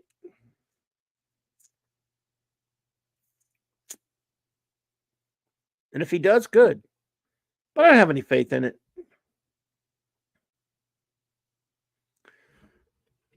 And I don't care. I don't even really care that much, to be honest with you. Superman is a comic book character to me. I love like I said, I love the George Reeves TV show. I love the Christopher Reeve film. I love some of the cartoons and stuff. But I don't really have a burning desire for another Superman movie. Don't get me wrong. If it's good, I'll bounce off the walls and say, wow, thank you, James Gunn. But I don't really need it that much. I don't need any superhero movie, to be honest. I'm kind of tired of live action superhero movies because they rarely do anything the way I want it. Like I said, the MCU was kind of okay for a while until it turned into MCU, and now it sucks. So that's dead and buried. It's coughing up blood anyway. It's garbage. They did a great show in Daredevil, then took it off. Now they're bringing it back, and I'm with Disney at the helm. I don't care. They seem to be making good moves, but I don't trust them one bit to make a good Daredevil show. Why should I? Disney hasn't made a good show yet, a good Marvel show yet. All of them are garbage. And when you have that many misses, look, I know I get in trouble when I bring up sports ball because my geek friends here don't want to talk about sports ball, but I'm just using an analogy. When you go, well, now it's a 17 game schedule. So when you go 0-17, and you don't even win one game, why am I going to think you're going to win the Super Bowl the next year? You might win the Super Bowl next year, but chances are if you went 0-17, nobody's going to be betting on you in Vegas. In fact, no one's going to pick you to win anything. Usually, if a team does that, if they like the two times, only happened 2 times in NFL history as far as the modern thing, and no one's on 0-17, but there've been 2 0-16s. If any team that doesn't win a game a season, or maybe like wins 1 or 2, they're going to get like if let's say a team goes 1-16 or 2-15. What do you think? Vegas? I don't care what they do in the offseason. Vegas is going to pick them to win, maybe. Because it's unrealistic to think they might only win 2. Going to probably pick them to win 2 or 3 games, maybe. So if Disney makes and this is an opinion, not everyone agrees with it, I understand that, but every single one of their stupid TV shows that they made based on the Marvel, the Marvel phase, whatever, is a piece of shit, in my opinion. Only 2 of now, to be fair, one I didn't watch. I didn't watch Miss Marvel because I don't care about anything about the character. And I watched half of What If first season and wanted to throw up. I couldn't take it anymore. But I watched every other one of them, and they're all trash to me. Every one of them. None of them that are even remotely good or even like tolerable. There's not even one of them that I'll go, it's okay. I can't even get into the it's okay category. Every one of them sucks. They're garbage, in my opinion. Not everyone agrees, sure. But if, in my opinion, what are these, like 10, 12 shows? How many shows do they make? Let me see. All right. I think I had them written down somewhere. They had something like 17 shows already. No, not 17. All right. Without saying what the show is, I'm just going to say, I kind of like the Guardians of the Galaxy Christmas special. Thought it was kind of okay. And the Werewolf by Night thing they did. So, okay, that's a couple of victories, at least for me. Now, without naming the show, I'm going to say trash. That'll indicate a loss, like it's a game with the loss. Let's see. Trash. Mega trash, beyond belief. Filthy trash. Stoopy trash. Poopy trash. Something like about 9 or 10 of them are absolute garbaggio. And the only 2 that I don't have on there are ones I didn't watch all of. No, the only one I don't have there, because I did watch some of a couple. Only 2 that are incompletes, but I still call them trash. Whatever. I don't care what anyone says. The one I didn't watch any of was Miss Marvel, so I don't have any comment about it. But when you have that many stinkers in a row, why do I think you can do anything good? Until you prove it, you don't know how to make these things. So why would I think the new Daredevil show could be good? Just because, look, the fact that they filmed 8 episodes or something like that, and then realize that it sucks.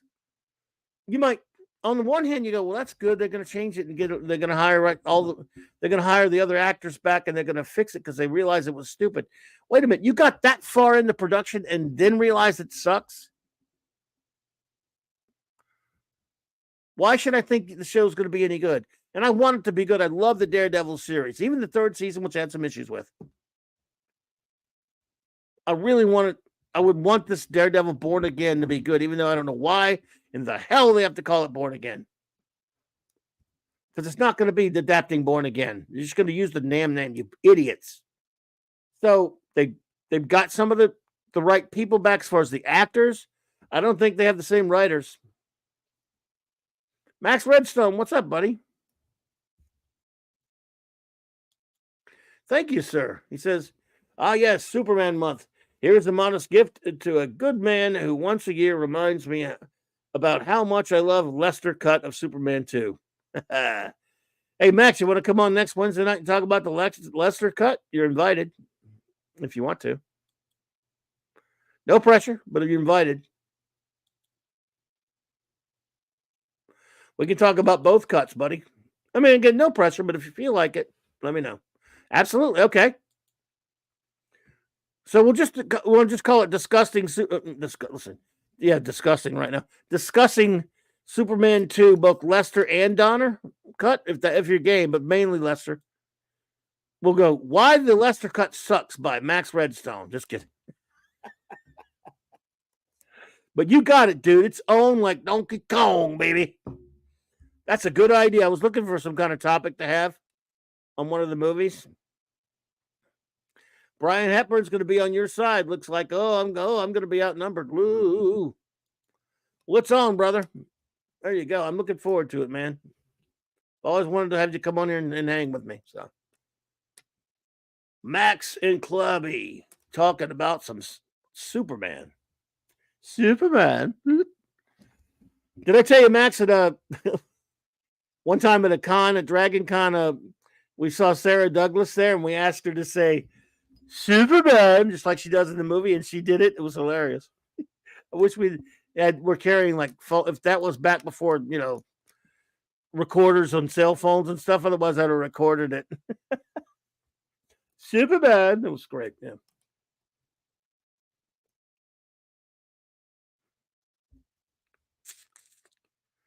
Like he says, hope that the upcoming Deadpool 3 keeps its R rating. I hope so too.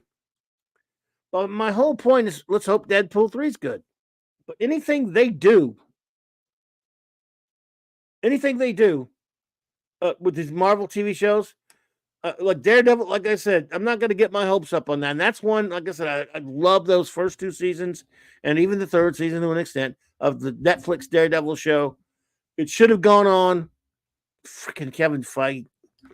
And on the one hand, you go, wow, they knew they were doing something shitty, so they shelved it and changed it, and they want to make it right. That sounds cool and all, but how did you not know what you were doing was stupid? Alec Cosell says, this is it. The modern rumble in the jungle. A 21st century clash of the titans. Clobberin Times live live up to his talk, or with the music. Oh, Will, that's right. Or will the music meister write scores of doom? We'll find out. I promise. Very nice, Max. I'm looking forward to it, buddy. I will schedule it, and we will do it. Has anyone seen the supercut of the MCU writers saying they have no experience? Yes, with comics or even reference them. It's sad and hilarious. Now, I have a thing to say about that because I saw that today. Could not be reached. Good question. There was a little snippet. I forgot. Maybe you know where it came from. Could not be reached. I'm not sure. Of interviews with various, and I use the term loosely, writers from various Marvel MCU projects. It's very clear. These are MCU writers, not from the earlier movies that were good. One of them was like Eternals, Seaball, different movies and TV of the MCU puke you. Every one of them.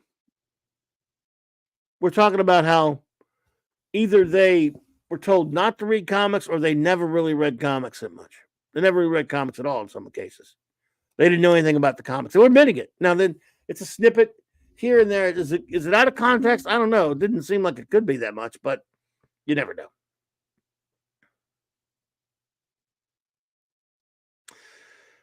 But nobody's shocked.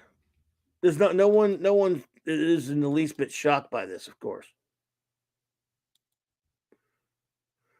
Let's see here. I'm going to look at the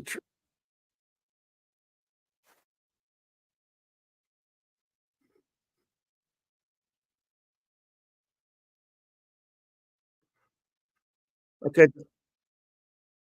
All right. It's I'm not gonna. I don't think I can play this because I'd probably get in trouble. Oh, Mikey's heading out. Mikey, thanks for being here, my friend. Oh, thank you. I hope we see you again. Thank you, Mikey. You take care. It's great to have you here. But I'm going to tell you what these geniuses are saying. I don't think I can play this. First one up. Her name is. She's the writer for Black Widow. She said,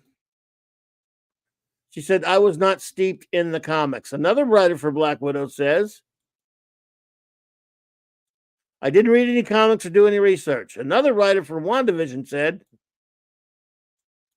I wasn't familiar with the comics. I wasn't familiar with the movies. A writer for Shang-Chi said, we didn't lean into a whole lot of the history of the comic books. No kidding. A guy who wrote for Eternal said, candidly, we were not enormous comic fans. There's a shocker. I bet you're all shocked to death, aren't you? Watch that shocking. Another one said,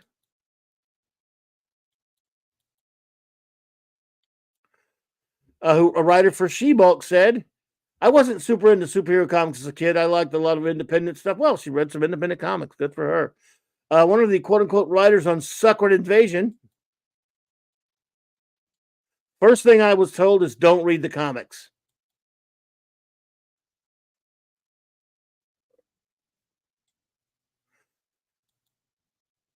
One guy, the guy who wrote for Falcon and Winter Soldier, said, as a creator, they put you in a bubble. They don't let you talk about any other projects.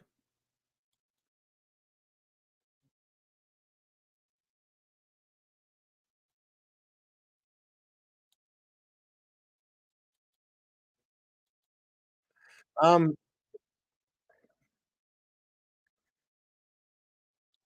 we ultimately the people who wrote Echo. We were up for anything. We decided to redefine it for the series. It's better for the story. We don't care about the comic. And they've got Jeff Goldblum asking that idiot Taka Woke Titty, who directed Thor Ragnarok. Did you read the comics? Jeff Goldblum asked this idiot director of Thor Ragnarok and Love and Blender. And you know what he said? He said, when the DVD comes out for the special features, I'm going to read a Thor comic book to see where we went wrong. Ha ha ha! Those are the jackasses writing comic book movies and TV shows. Hey, Mr. Mechanic, my car needs to be fixed. You ever fix any cars for? No. I fix bicycles. Well, you're perfect. You can fix my car. Hey, that plumber, you're a plumber, right? I need dental work. Could you do that for me? Well, I don't work on teeth, but sure, why not? But no, you're fine. Go ahead for it. Hey, you, what about you? What do you do? Well, I generally wee in the street and ask people for money. Oh, you could come over here and operate on my heart. I need I need heart surgery. Could you do that for me? Have you ever done that before? No, you're perfect. Yep, Stephen. Honestly, Clobby, I would have been surprised if these writers had read the source material. No, yeah, I mean, there's nobody who's shocked. Hey, Larry. Like I said, nobody is shocked by this crap. Not shocked. Sometimes I'm shocked they admit it, though. Now, maybe not even shocked for that, but I'm like, I don't know. Wes Cagle, what's up?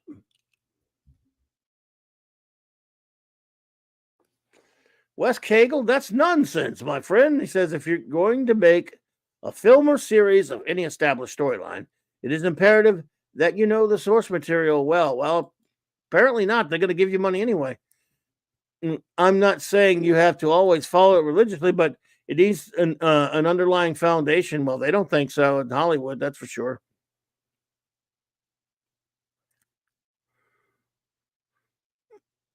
They don't give a shit.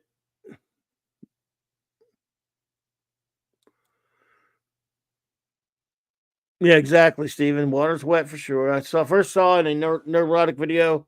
Could be Perry Chan put it together. What's that? Let's see. Okay, Max. Good to see you, buddy. Thanks for being here. Wednesday night, man. You got it, bro. Well, I guess I'm about to get out here as well. I've kept you all up just talking nonsense and silly things like Superman artists and such like that. Nothing big, just a little bit of fun in the beginning of Superman month. So, thank you all for being here. Really appreciate it always. Anyone who was here, whether lurking or watching on a download or a rewatch later, or in the chat hanging out with me, you all are fantastic. I just thank you enough. You're all super, in fact. And so show notes and shout outs. Again, Tuesday and Thursdays, I'll be over at Tom's Midnight's Edge After Dark, 6 p.m. Central Standard Time with those great folks. When he has it, Stone Loki's Comic Book Roundtable can always count on me at 7 p.m. Wednesday nights. Of course, this Wednesday night here on this channel, it'll be Max Redstone and myself squaring off to talk about Superman 2 Electric Boogaloo, the Lester cut. We'll talk about both cuts, but yeah, so thank you, Oliver. Good to see you there. And then of course it's Clubhouse time. Thursday night, the Clubhouse with Raquel and Mark, a Blake 7 episode review, a Star Trek comic review, and more. And then on the great J-Man's channel, Fearless Fridays, Frank Miller's Daredevil, 3 more issues covered by the great Sean and J-Man and myself. And then it's 7 p.m. Eastern Standard Time. And then, of course, at 8:30 Central on 32 Flavors of Nick Weiser's channel, our good buddy, the great Nick Weiser, hosts the Friday Night Comic Shop Boys, and that will be a lot of fun.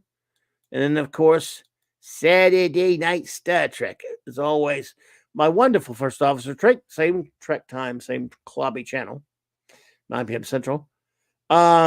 We'll have 4 more episodes of Star Trek Voyager. We're beginning this week, season 5.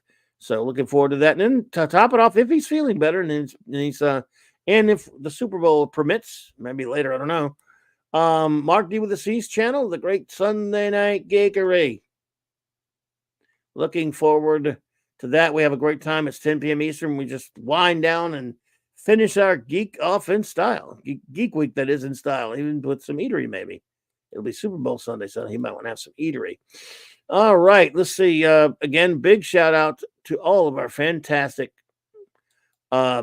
wrenches. I thank you so much, all of you. Eric K., Chris Persia, D. Bud Martin, Lord Thoth, J-Man, Maddie's Daddy, Cal L. Good to see you tonight, Steven. Thank you, buddy. Fatty Outsider. Thanks, bud. Hungry Boy, Max Redstone, and Larry.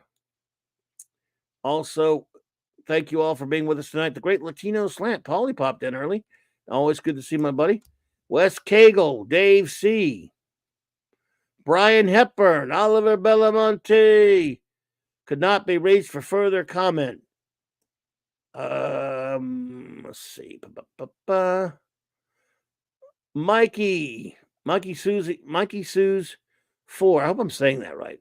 I'm so sorry for that. Where we at? Gotta scroll up to see if anybody who else I could shout out, because a lot of the same ones are on here, of course. Ravenscroft was here. All right. Thank you, Ravenscroft, for being here. I know a lot of people are gone already. Oh, I think the wonderful Stunt Brat 777 was here as well. Penny was here. Love you, Penny. Thank you. JT Kirk, Dadman and the Dadman Clan. Gwagnar was here.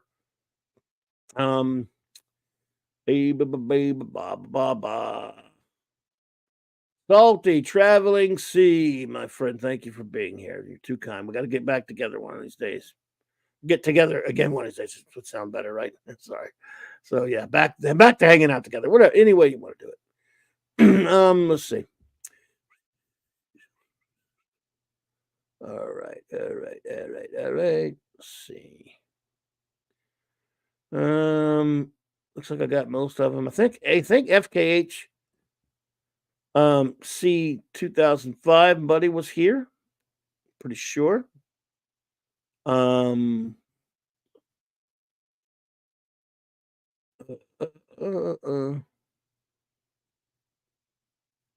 Keely Chow was here.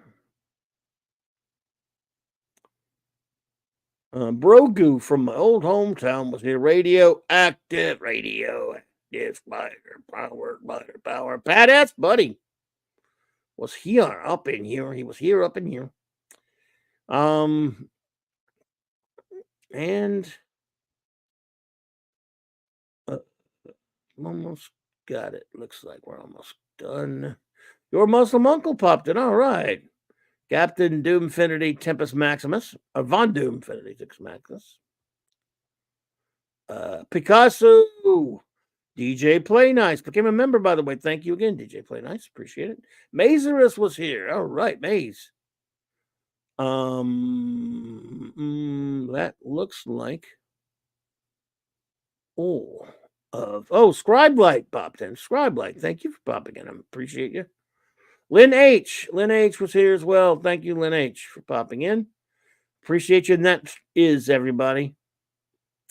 By the way, the other night when I was getting out, Jonah Hex popped in before I could say, it was too late. So, Jonah Hex, hello from in case you're lurking now, and definitely from Saturday night. Didn't mean to miss you.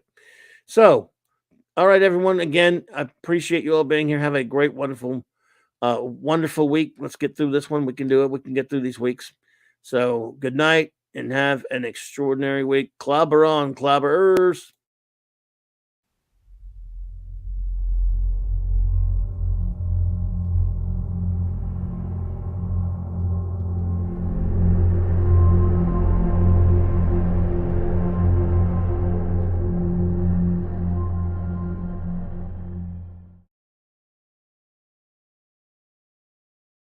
Groovy. I just love clobbering time.